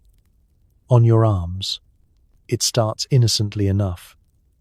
You're at your dressing table, combing out a week's worth of tangles and fallout, gathering a soft, nest-like handful of precious strands. Most people would sweep this away with yesterday's ashes. But you have vision. You know that somewhere out there, a magazine has declared arm hair accents the latest must-have. If less is more is the rule for eyebrows, more is more is the rule for your forearms. The hair is woven, braided, or sometimes simply fashioned into dainty curls, carefully stitched onto ribbons, bracelets, or even sewn directly into the cuffs of your dress. As you pin them in place, you marvel at the ingenuity required to look both ethereal and just a little bit feral. The final effect is less dainty maiden and more debutante werewolf on her first ball night. Your arms, once a landscape of pale and fashionable nothingness, now ripple with homegrown ornamentation. You step out into society, prepared for admiration. The reactions, as ever, are mixed. Your friends pretend not to notice, eyes fixed determinedly on your hat or the far wall. Your rivals suppress smirks. "Is that new lace?" someone asks, delicately. You smile mysteriously and ruffle your hairy cuffs for effect. At least one distant cousin flees the room, muttering about witchcraft and family shame. Your mother, always supportive, asks if this is a statement about animal rights or if you simply lost a bet. There are hazards. The weather is unpredictable. A sudden rainstorm, a spilled cup of tea, or a vigorous handshake can transform your luxurious arm adornments into a matted, dripping spectacle that even the most avant-garde Parisian would struggle to defend. Maintenance, too, is no small feat. Each night you must gently brush your sleeve accents, oil them to prevent frizz, and hope that the cat doesn't get any ideas. But there is camaraderie in absurdity. At salons, other ladies confess, over hushed voices and nervous laughter, to experimenting with hair ornaments. Some even boast of double-layered accessories, a lock from themselves, a lock from their sister, a sentimental bit from the family dog. The less said about the origins, the better. You begin to recognize the glint of pride in the eyes of those who've also dared to wear their personal Yeti couture. Of course, fashion is fickle. One week you're on the cutting edge, the next you're the cautionary tale. But for a shining moment, you are both legend and spectacle. Children gaze in awe, gentlemen avoid the topic.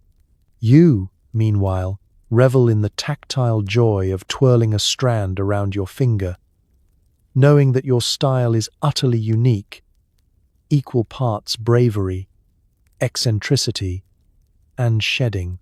At the end of the day, you peel away the hairwork cuffs, grateful for a return to plain skin and sanity. You store your creations in a velvet-lined box, ready for the next gathering or perhaps a midnight séance. Because if there's one thing Victorian beauty proves, it's that the line between chic and shocking is as thin as a hair. And sometimes, that's exactly the point. No eyeliner? No problem. Simply char a feather and rub it along your lids for a smoky, "I just survived a house fire" look. Extra points for not poking yourself in the eye. In an era obsessed with expressive eyes and dramatic glances, eyeliner is not just a finishing touch. It's a declaration. Unfortunately, Victorian apothecaries have yet to invent the perfect pencil or smudge-proof liquid liner. Instead, you improvise. Like all great artists, you make do with what's available. A feather pilfered from a writing quill or the family goose, and the most reliable beauty ingredient of all, fire. The process is, in a word, theatrical. You select a feather of suitable length and dignity, usually one with a bit of flair left in it, and hold it carefully over a candle flame. Within seconds, the feathery tip begins to char, curling into an elegant plume of blackened fluff. There's a delicate balance to be struck here. Too much heat, and you're left with a brittle stub. Too little, and your eyeliner is more dust bunny than sultry siren. Once you have your makeshift tool, you move to the mirror and brace yourself. This is not a time for distractions. You lower your eyelid, bring the burnt tip up, and begin the careful, trembling journey across your lash line. The goal is a smooth, smoky effect, the kind of lived-in glamour that says, "I may have barely survived a tragic fire, but at least my eyes are captivating." Inevitably, there are challenges. The feather sheds. trailing wisps of ash onto your cheeks. The burnt tip crumbles, leaving little flecks in the corners of your eyes. If you press too hard, you risk smudging black lines halfway up your forehead, creating a look more startled raccoon than mysterious heiress. Blink too quickly, and you'll find yourself with charcoal tears running artfully down your face, perhaps a bit avant-garde, but certainly not intentional. You pause frequently to assess your work. Is it even? Does it match on both sides? Does it look at all like the seductive illustrations in the latest Parisian fashion plates? The answer's rarely, never, and only if you squint with optimism. Still, you persist, determined to achieve that perfect blend of tragedy and allure. After all, nothing is more Victorian than turning minor disasters into moments of high style. The smell of burnt feather is, let's say, distinctive. It lingers in the air, mixing with rosewater, starch, and the faint aroma of regret. Your maid, ever loyal, wafts a handkerchief near the open window, subtly encouraging ventilation. "Very striking, miss," she says, her voice carefully neutral as she eyes the accumulating pile of charred feathers on your vanity. As you finish, you find yourself a little proud. Your eyes look larger, your gaze more dramatic, even if one eye is a touch smokier than the other. You blink, and only a few stray flakes drift into your teacup. Friends and admirers will marvel at your ingenuity. "How do you get such a mysterious look?" they'll ask, never suspecting that the secret involves a poultry product and a mild fire hazard. For those unwilling to brave the open flame, there are other options.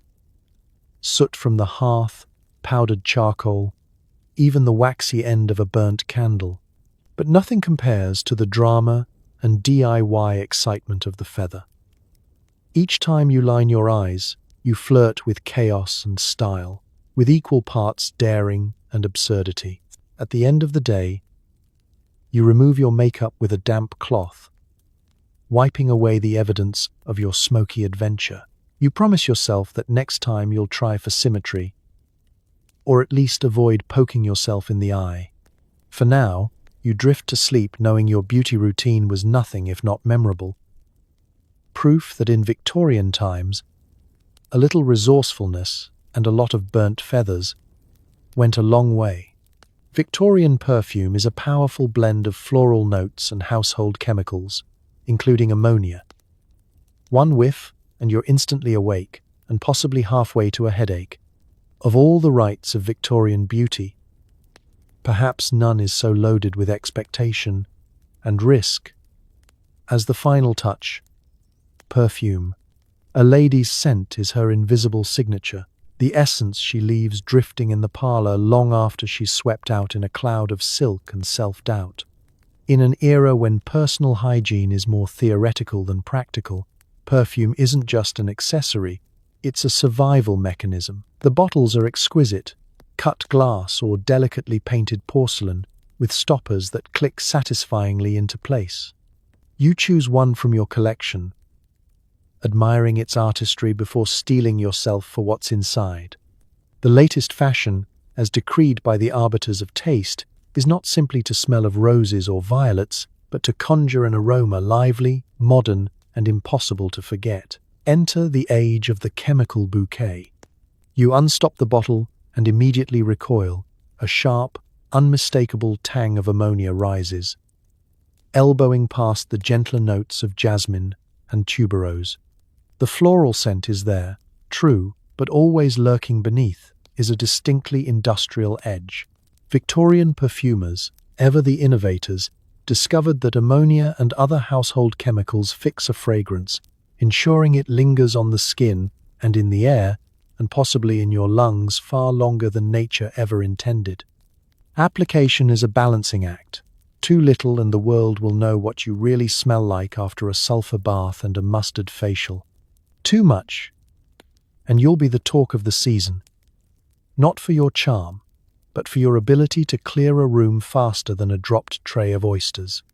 With a steady hand and a stiff upper lip, you dab a few drops behind your ears, on your wrists, and, if you're feeling daring, at the pulse point on your throat. Immediately, you are enveloped in a cloud that is equal parts floral, chemical, and existential. Friends are polite. What a striking scent they offer.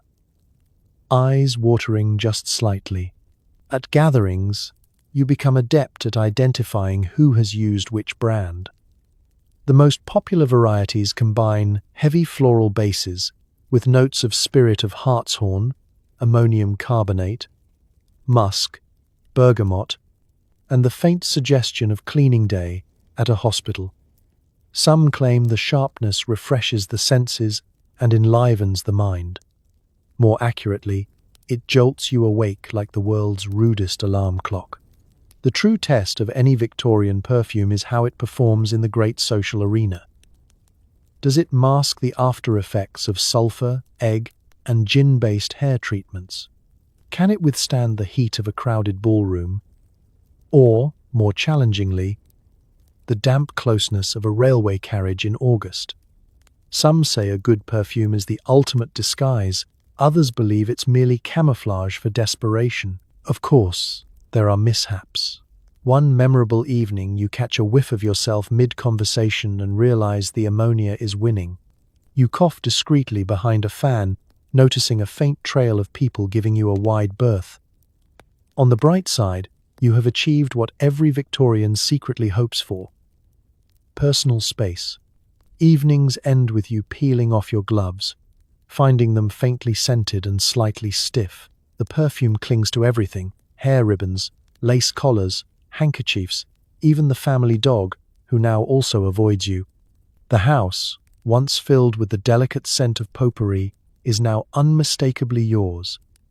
Floral, formidable, and always a little bit dangerous.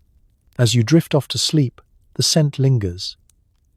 You may dream of wildflowers and clean laundry, but wake up to the reality of ammonia and ambition. In the Victorian era, that's simply the price of being unforgettable. Too much smiling leads to wrinkles, so Victorians prefer a calm, expressionless mask. Bonus: nobody knows if you're having fun or just silently judging everyone.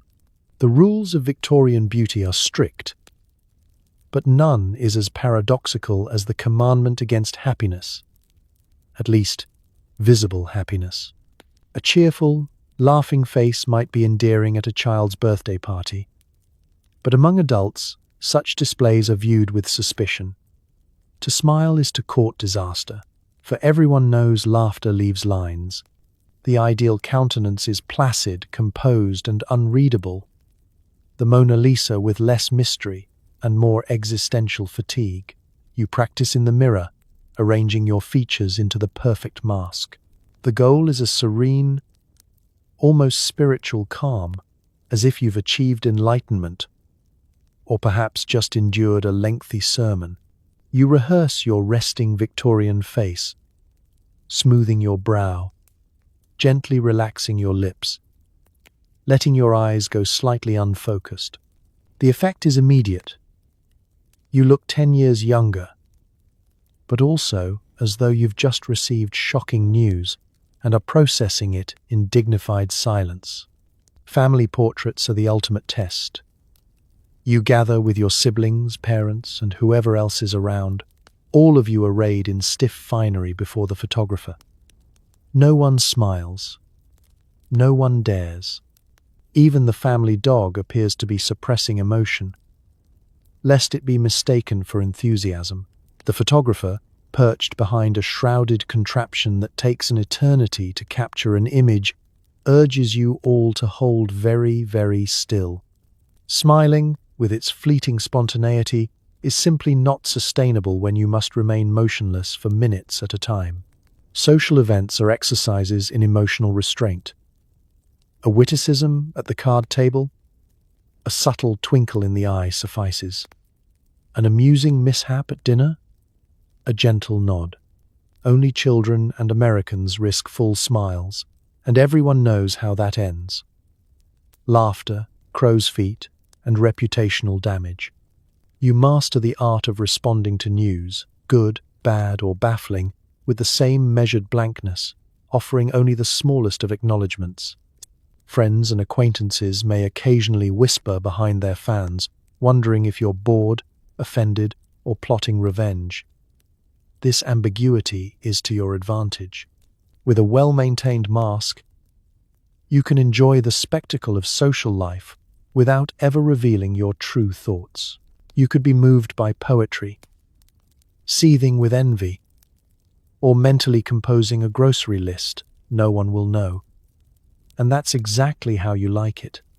You quickly learn that the mask is protection, not just against wrinkles, but against interrogation.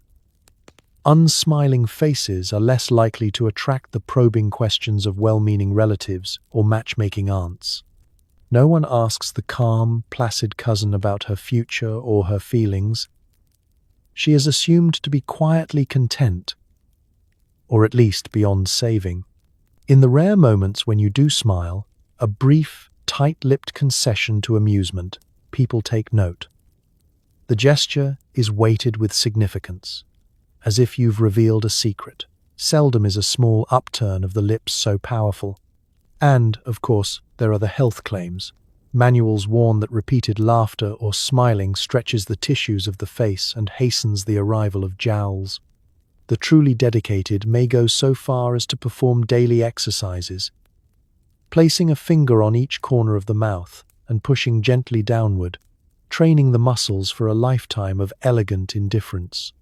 At the end of the day, you relax your features and feel a peculiar sense of accomplishment. Your face is as smooth as the surface of a still pond, your intentions as inscrutable as Queen Victoria's.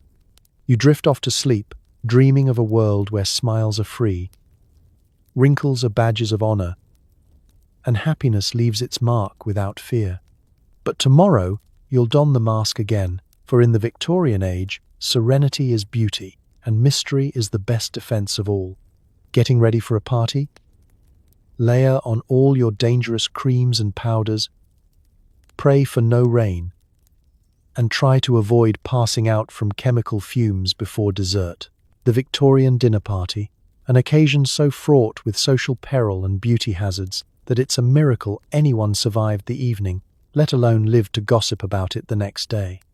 Your invitation arrives, wax-sealed and perfumed, promising a glittering night of music, wit, and reputational risk. The unspoken message: look perfect, or risk being banished to the interesting cousins table for the foreseeable future. Preparation begins hours before sunset. First, you assemble your arsenal: lead-based face creams, arsenic wafers, rice powders, the entire small laboratory you call a vanity. Application is a delicate, choreographed dance. Each cream promises a moonlit glow and flawless pallor, but also delivers a faint, tingling sensation that's probably your skin quietly begging for mercy. Rouge is dabbed on with trembling hands, careful not to cross the invisible line between ethereal and alarmingly healthy. Mascara is layered with a touch so light you barely dare to breathe, lest a mercury-laced flake take flight. Next, you tackle the brows, gluing on your mouse fur arches with the steely determination of an engineer. Eyelash extensions follow, delicately affixed with gum arabic, requiring the patience of a saint and the steady hand of a cat burglar. Hair is sculpted, teased, and augmented with switches until your head feels twice its usual size, a feat of Victorian engineering rivaled only by the railway system. A few pins to the scalp? That's just part of the process. Suffering is always in vogue. The finishing touch is perfume, applied liberally to mask not only your own scent, but the combined aromas of ammonia, sulfur, gin, and quiet desperation. The result: an aura so potent it might be considered a public health hazard. You check your reflection, noting with pride that your skin is flawless, your lashes are long, and you have only a minor headache. In a final act of hope, you powder your nose one last time and pray the evening will be cool and dry. Victorian cosmetics are not, as a rule, waterproof. The coach ride to the party is tense, every bump a potential disaster. You practice holding your face perfectly still, lest a bead of sweat or a sudden sneeze send your hard-won beauty sliding into your lap. Upon arrival, the air is thick with competing scents, floral, musky, and faintly medicinal. You glide into the candlelit drawing room, eyes wide, thanks, belladonna, cheeks delicately flushed, thanks, beetles, and lungs prepared to endure a chemical cocktail that would make a chemist blush. Throughout dinner, conversation sparkles and tempers flare. The heat rises, and you silently calculate how many minutes until your left eyebrow begins its slow descent down your temple. You hold your wine glass carefully, always conscious of the enamel situation. One ill-timed sip and you're tasting sulfuric acid all over again. Laughter is restrained, smiling, dangerous. All the while, you scan the room for signs of imminent cosmetic failure, shiny noses, melting blush, or, heaven forbid, a fallen eyelash resting atop the pudding. By dessert, you're light-headed from the perfume and the proximity of a dozen arsenic-tinged cheeks. But you've made it. You're still flawless, still upright, and still in possession of both your eyebrows.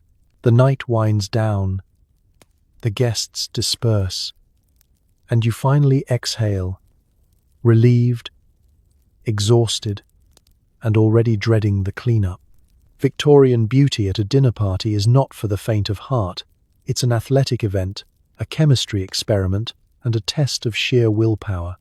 But if you can emerge on the other side with dignity and most of your skin, you have truly earned your place at society's table, at least until the next invitation arrives. At the end of the day, it's time to scrape, soak, and peel away everything you've applied. There's something soothing about the routine, unless you fall asleep mid-lead mask. Sweet dreams. The Victorian day may have been full of danger, discomfort, and elaborate posturing. But nothing rivals the quiet relief of the nightly unmasking. The world has judged your complexion, your eyebrows, your eyelashes, and your fortitude. Now, alone by candlelight, you prepare to become yourself again, or at least the closest approximation of yourself left beneath the layers of powders, pomades, and hope. The process begins at the vanity, that little altar to transformation. You stare into the mirror, almost startled by your own reflection. It's a strange, spectral beauty. Mouse, fur brows slightly crooked, cheeks tinged with rouge and regret, lips faintly pink, and skin luminous in a way that suggests both radiance and mild lead poisoning. With a steadying breath, you tie back your hair, roll up your sleeves, and get to work. First comes the removal of the most fragile accessories. Eyebrow wigs are gently peeled off, revealing the over-plucked landscape beneath. The lashes, those stubborn, gum Arabic tufts, are coaxed free with a damp cloth, sometimes taking a real lash or two with them as tribute. Hairpieces are unpinned, the day's braids and switches laid out neatly in their velvet-lined boxes. Your scalp tingles, grateful to be free, even if only until morning. Next comes the creams and color. With a soft cloth and a bowl of tepid water, you begin to erase the day's painted illusions. The lead-based face cream requires patience and a strong stomach. As you wipe, the once smooth mask comes away in ghostly smears, leaving your skin feeling oddly lighter and a little bit raw. The rouge follows, beetle red circles fading to pink, then to nothing, as you dab and rinse and try not to think about how many insects gave their lives for your cheekbones. Some stubborn remnants need more encouragement. Enter the cold cream, a concoction of oil, water, and the faint scent of old roses.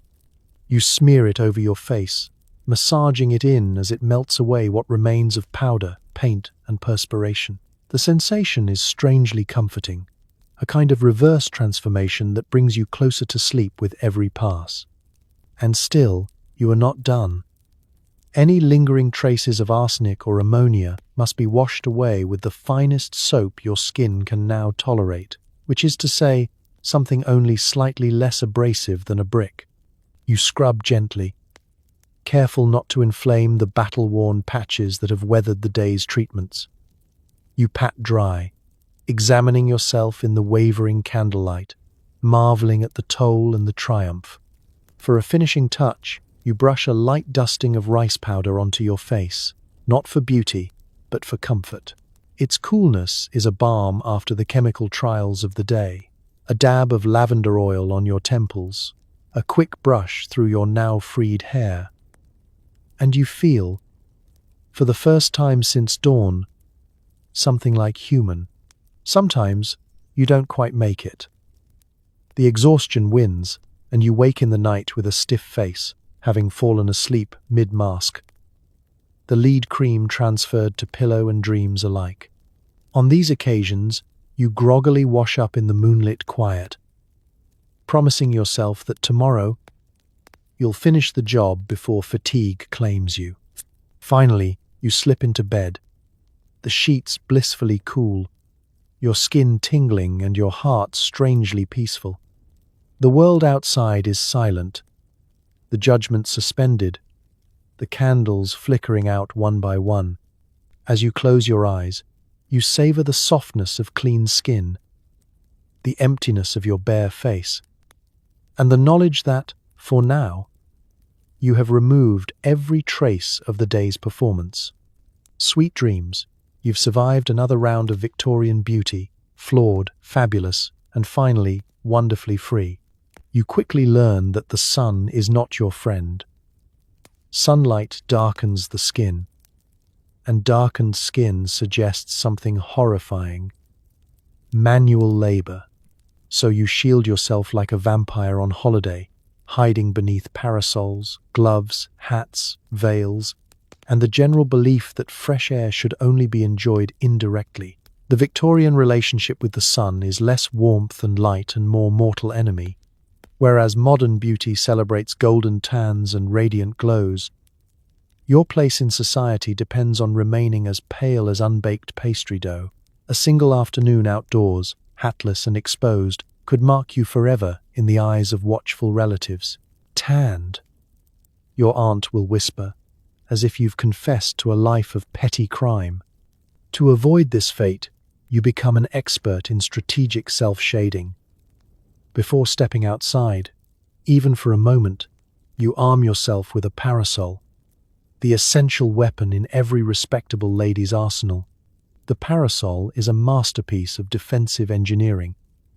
Silk panels stitched over delicate spokes, sometimes trimmed with lace or painted with flowers, always large enough to shade you from both sunlight and judgmental stares. Opening it with a flourish, you instantly reduce your exposure to mere luminescent background noise. But the parasol is just the first line of defense.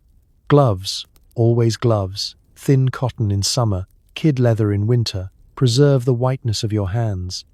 You marvel at the idea of bare arms, those sun-bronzed working women in the fields. Not for you. Your wrists, like your cheeks, must remain untouched, hidden away from the scandalous rays. On days of particular anxiety, you add a gauzy veil, transforming yourself into an enigma, half mourning and wholly mysterious. Hats are not mere accessories but architectural wonders. The brims grow wider each season, casting deeper shadows.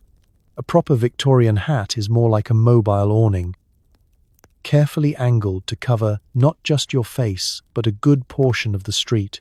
Ribbons and flowers help distract from your paranoia.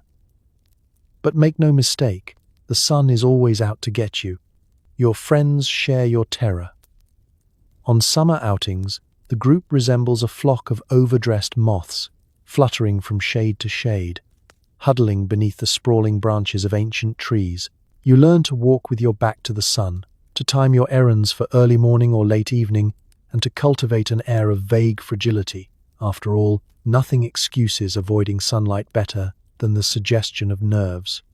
Fresh air is encouraged, but only if inhaled from the cool, dim recesses of the drawing room, or, at a stretch, the deepest corner of a walled garden. The beauty manuals reinforce the gospel of pallor.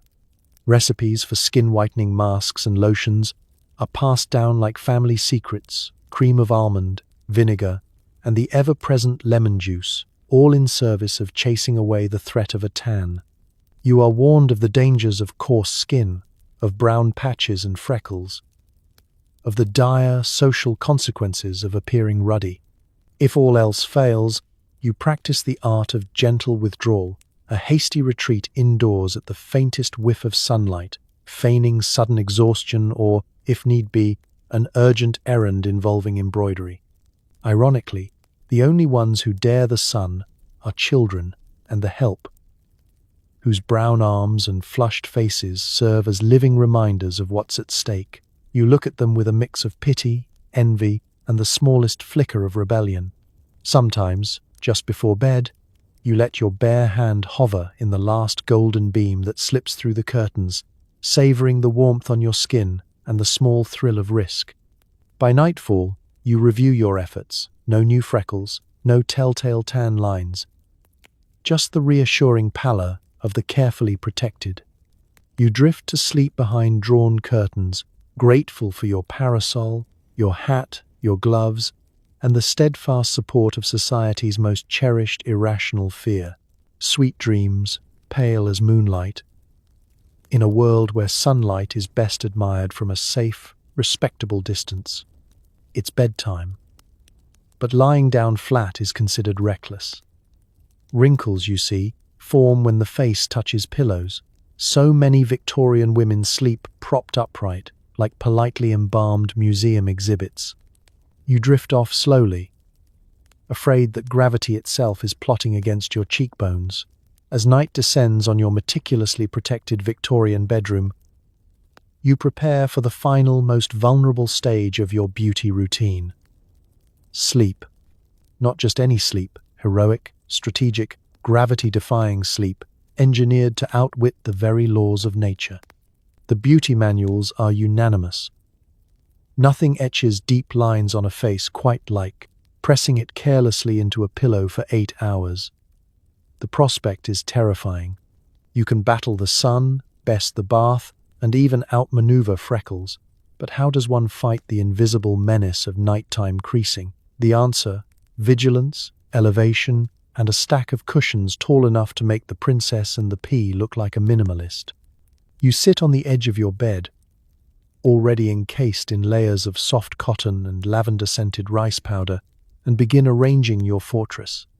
The goal is to create a gentle slope, just upright enough that your face hovers nobly above the linens, immune to the threats lurking in the goose down. The first few nights are challenging. Sleep does not come easily when you're perched at a 45-degree angle, swaddled in a nest of bolsters, spare shawls, and, if you're feeling extra cautious, a rolled-up towel behind the neck for support. It's a position that invites reflection.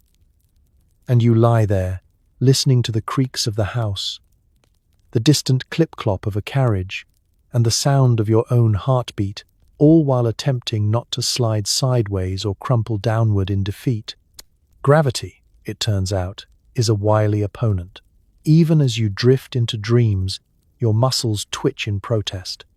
If you accidentally relax, your head tips, your jaw slackens, and you jolt awake, horrified at the thought of an unscheduled contact between cheek and pillowcase. Some nights, you wake to find yourself clutching the edge of the blanket with white-knuckled determination, chin lifted like a defiant Roman statue. Other nights, you discover you have migrated into a perfect diagonal, a new fold threatening your left temple. You are not alone in your battle. Stories abound of women who've taken extreme measures. Specially designed anti-wrinkle pillows that cradle the skull without ever touching the face, or night bonnets with taut silk panels meant to keep cheeks skyward. One particularly committed cousin of yours is rumored to have slept for an entire year in an armchair, convinced that beauty is found at a 90-degree angle. Morning arrives, and with it, the moment of truth.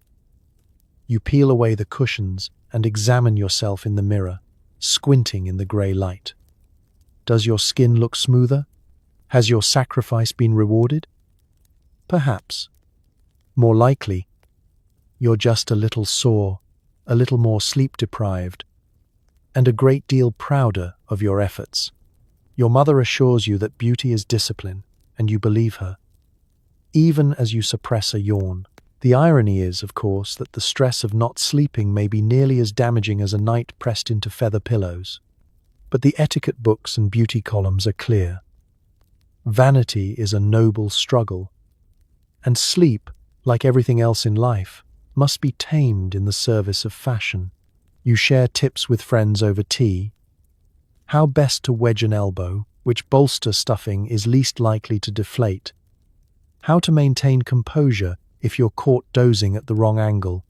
As the years pass, your upright sleep becomes routine. Your friends may joke that you look like an angel at rest, but you know the truth.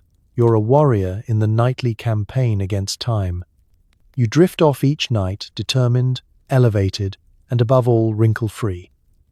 Or at least, as wrinkle-free as a Victorian bedtime will allow.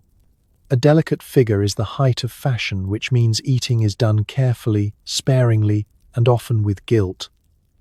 Appetite is considered vulgar. Hunger, on the other hand, is elegant. You nibble lightly, excuse yourself early, and hope no one notices your stomach trying to eat itself. In the great ledger of Victorian beauty, frailty is the golden currency. Strength is suspect. Robustness is gauche. And the only acceptable form of physical activity is swooning decorously at the right social cues. The ideal woman is a study in gentility, pale, faintly trembling, and, above all, exquisitely thin.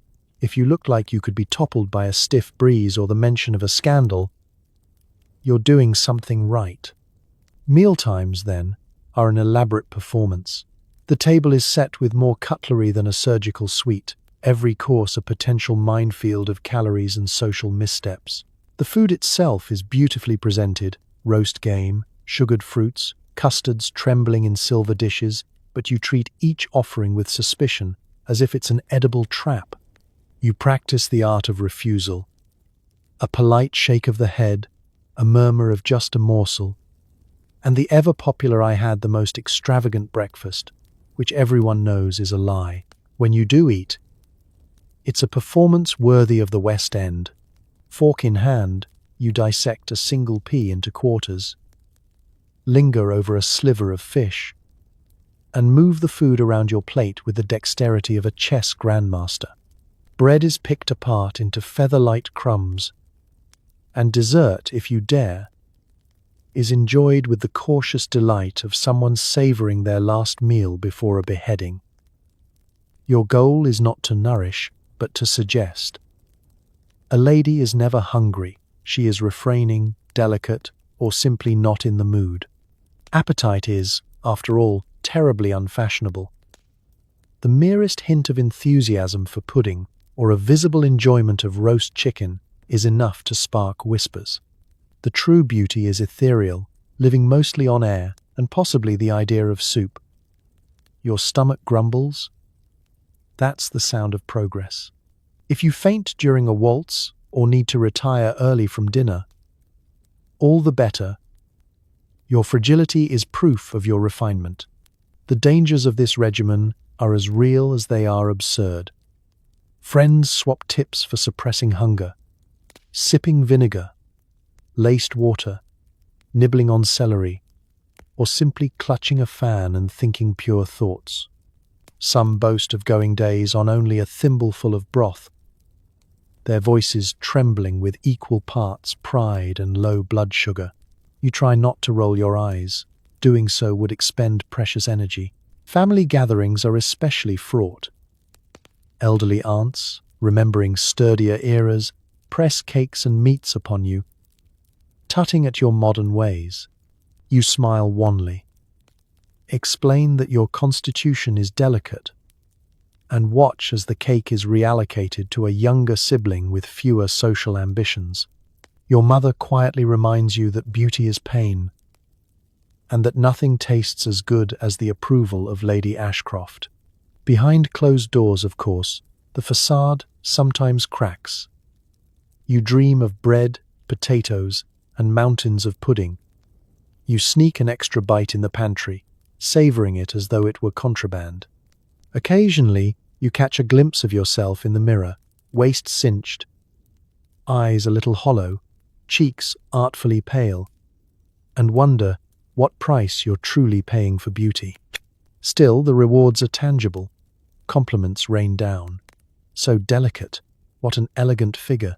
You look positively otherworldly.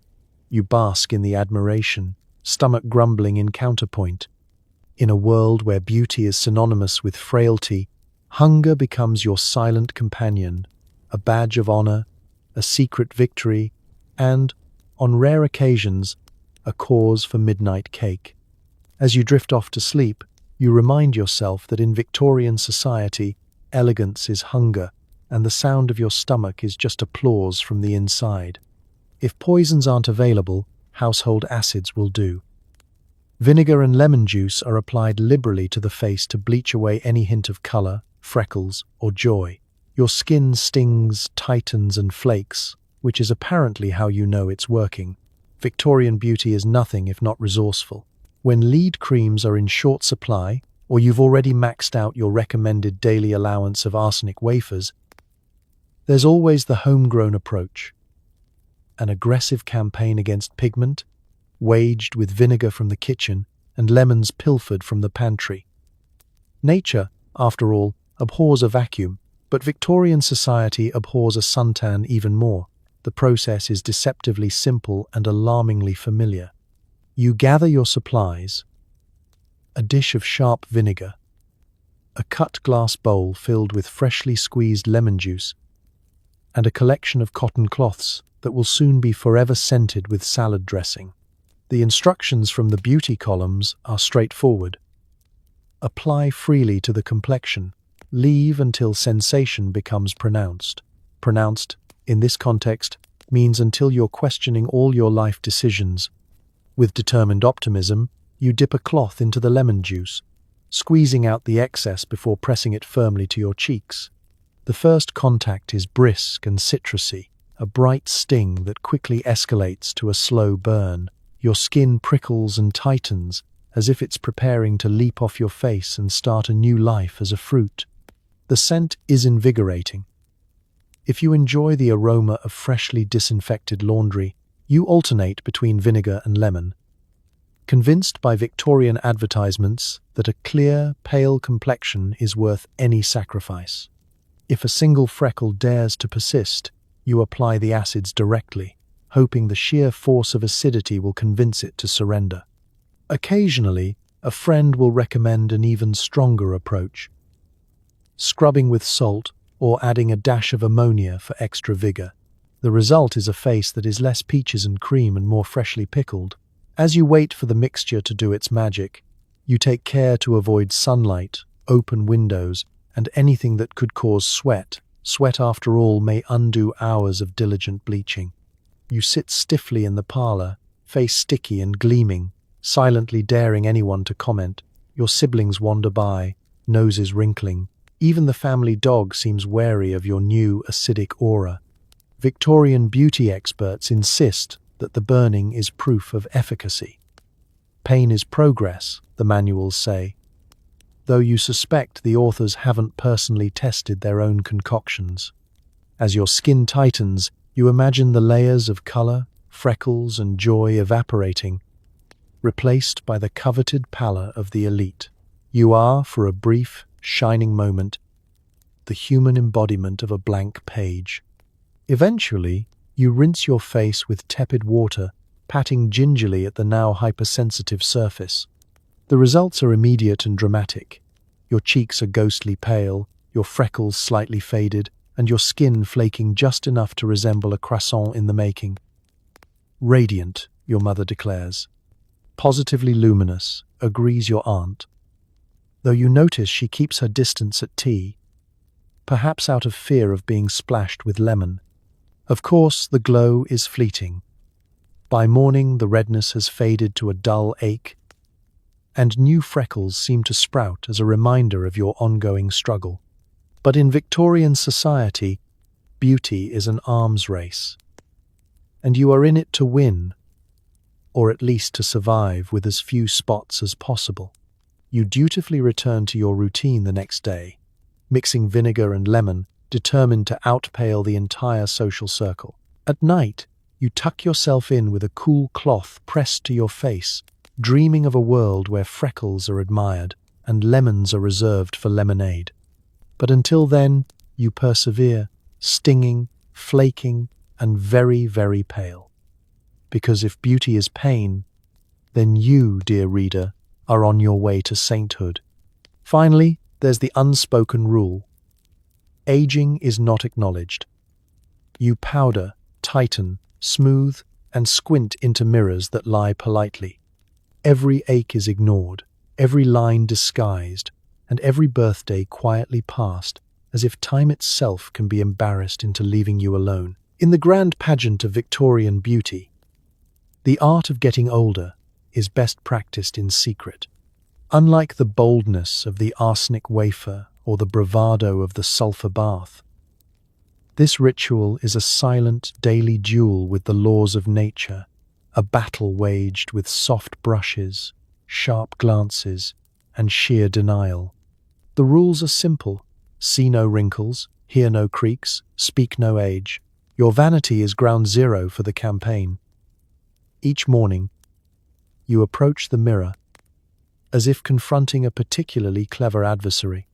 There's the ever-faithful powder, rice, chalk, or the latest French import, brushed on with religious devotion until every line, freckle, and shadow is blurred into hopeful oblivion. If a crease dares to appear, you fill it with cream, buff it away, or cover it with a strategic swipe of rouge. It's not deception, you assure yourself. It's self-preservation. Of course, some lines are stubborn. The delicate creases around your eyes, the result of a lifetime of suppressed laughter and unsanctioned smiling, resist even the most heroic efforts. You develop strategies. Tilt your head in candlelight. Avoid windows in the morning. And, most importantly, perfect the enigmatic, expressionless gaze that reveals nothing, especially not your true age. It's a look that works for portraits, family dinners, and uncomfortable encounters with old-school friends. The body, meanwhile, insists on sending reminders that time is, in fact, marching on. Knees ache after a long walk, shoulders protest the corset, and your hands, those traitors, grow thinner and more veined. The solution? Gloves, naturally, and a bit of lemon juice on the knuckles for good measure.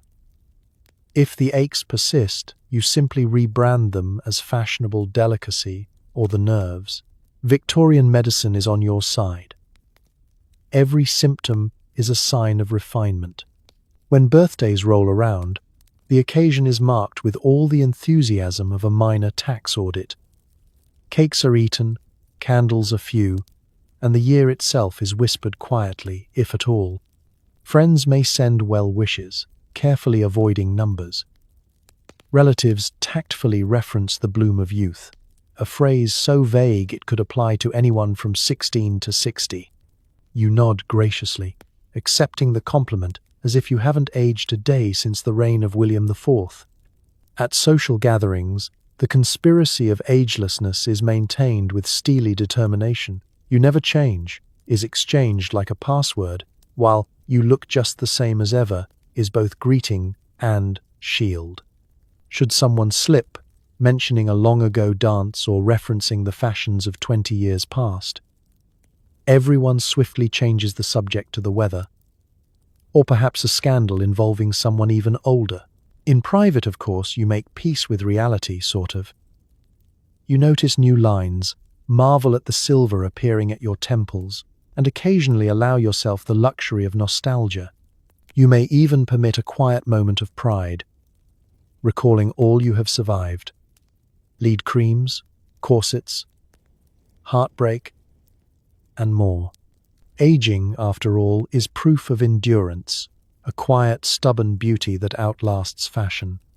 Yet when the sun rises, the routine begins anew. You powder, smooth, and recite the mantra. Not today, time. Not today. The mirror, your ever-loyal accomplice, blurs the evidence. You step out into the world with your secrets intact, chin high, and face serenely unreadable. For in Victorian society, aging gracefully means never letting on that it's happening at all. And if you play your cards right, maybe, just maybe, time will politely wait outside, hat in hand, until you're ready to invite it in. So tonight, as you settle in beneath clean sheets, with not a single mouse fur eyebrow in sight, maybe take a moment to thank the universe for your fragrance-free moisturizer and the blessed absence of lead in your bathroom drawer. Because if history teaches us anything, it's that the pursuit of beauty has always been a little bit desperate, a little bit dangerous, and almost always absurd. Victorian women endured daily rituals that could have doubled as science experiments. Arsenic wafers for a pale glow, ammonia rinses in the name of shine, and electric facials that promised youth but mostly delivered jump scares. They scraped, powdered, plucked, and painted, all for a fleeting chance at beauty, approval, or maybe just a quiet moment where nobody called them ruddy. Their courage was real, their suffering sometimes silent, and their sense of humor, we hope, as resilient as their skin had to be. So as you tuck yourself in tonight, remember that every generation has its own weird beauty secrets. Thankfully, yours probably won't make your hair fall out or your teeth dissolve before morning. History may be strange and a little terrifying, but it's also proof that people will do almost anything for a compliment. And sometimes, just surviving the day with your eyebrows intact is victory enough. Rest easy, knowing your beauty routine won't be written about centuries from now, unless you decide to start sleeping with cold cream and a pet hedgehog on your face. Sleep well, and may your dreams be soothing, your skin irritation-free, and your ancestors very, very proud. Good night.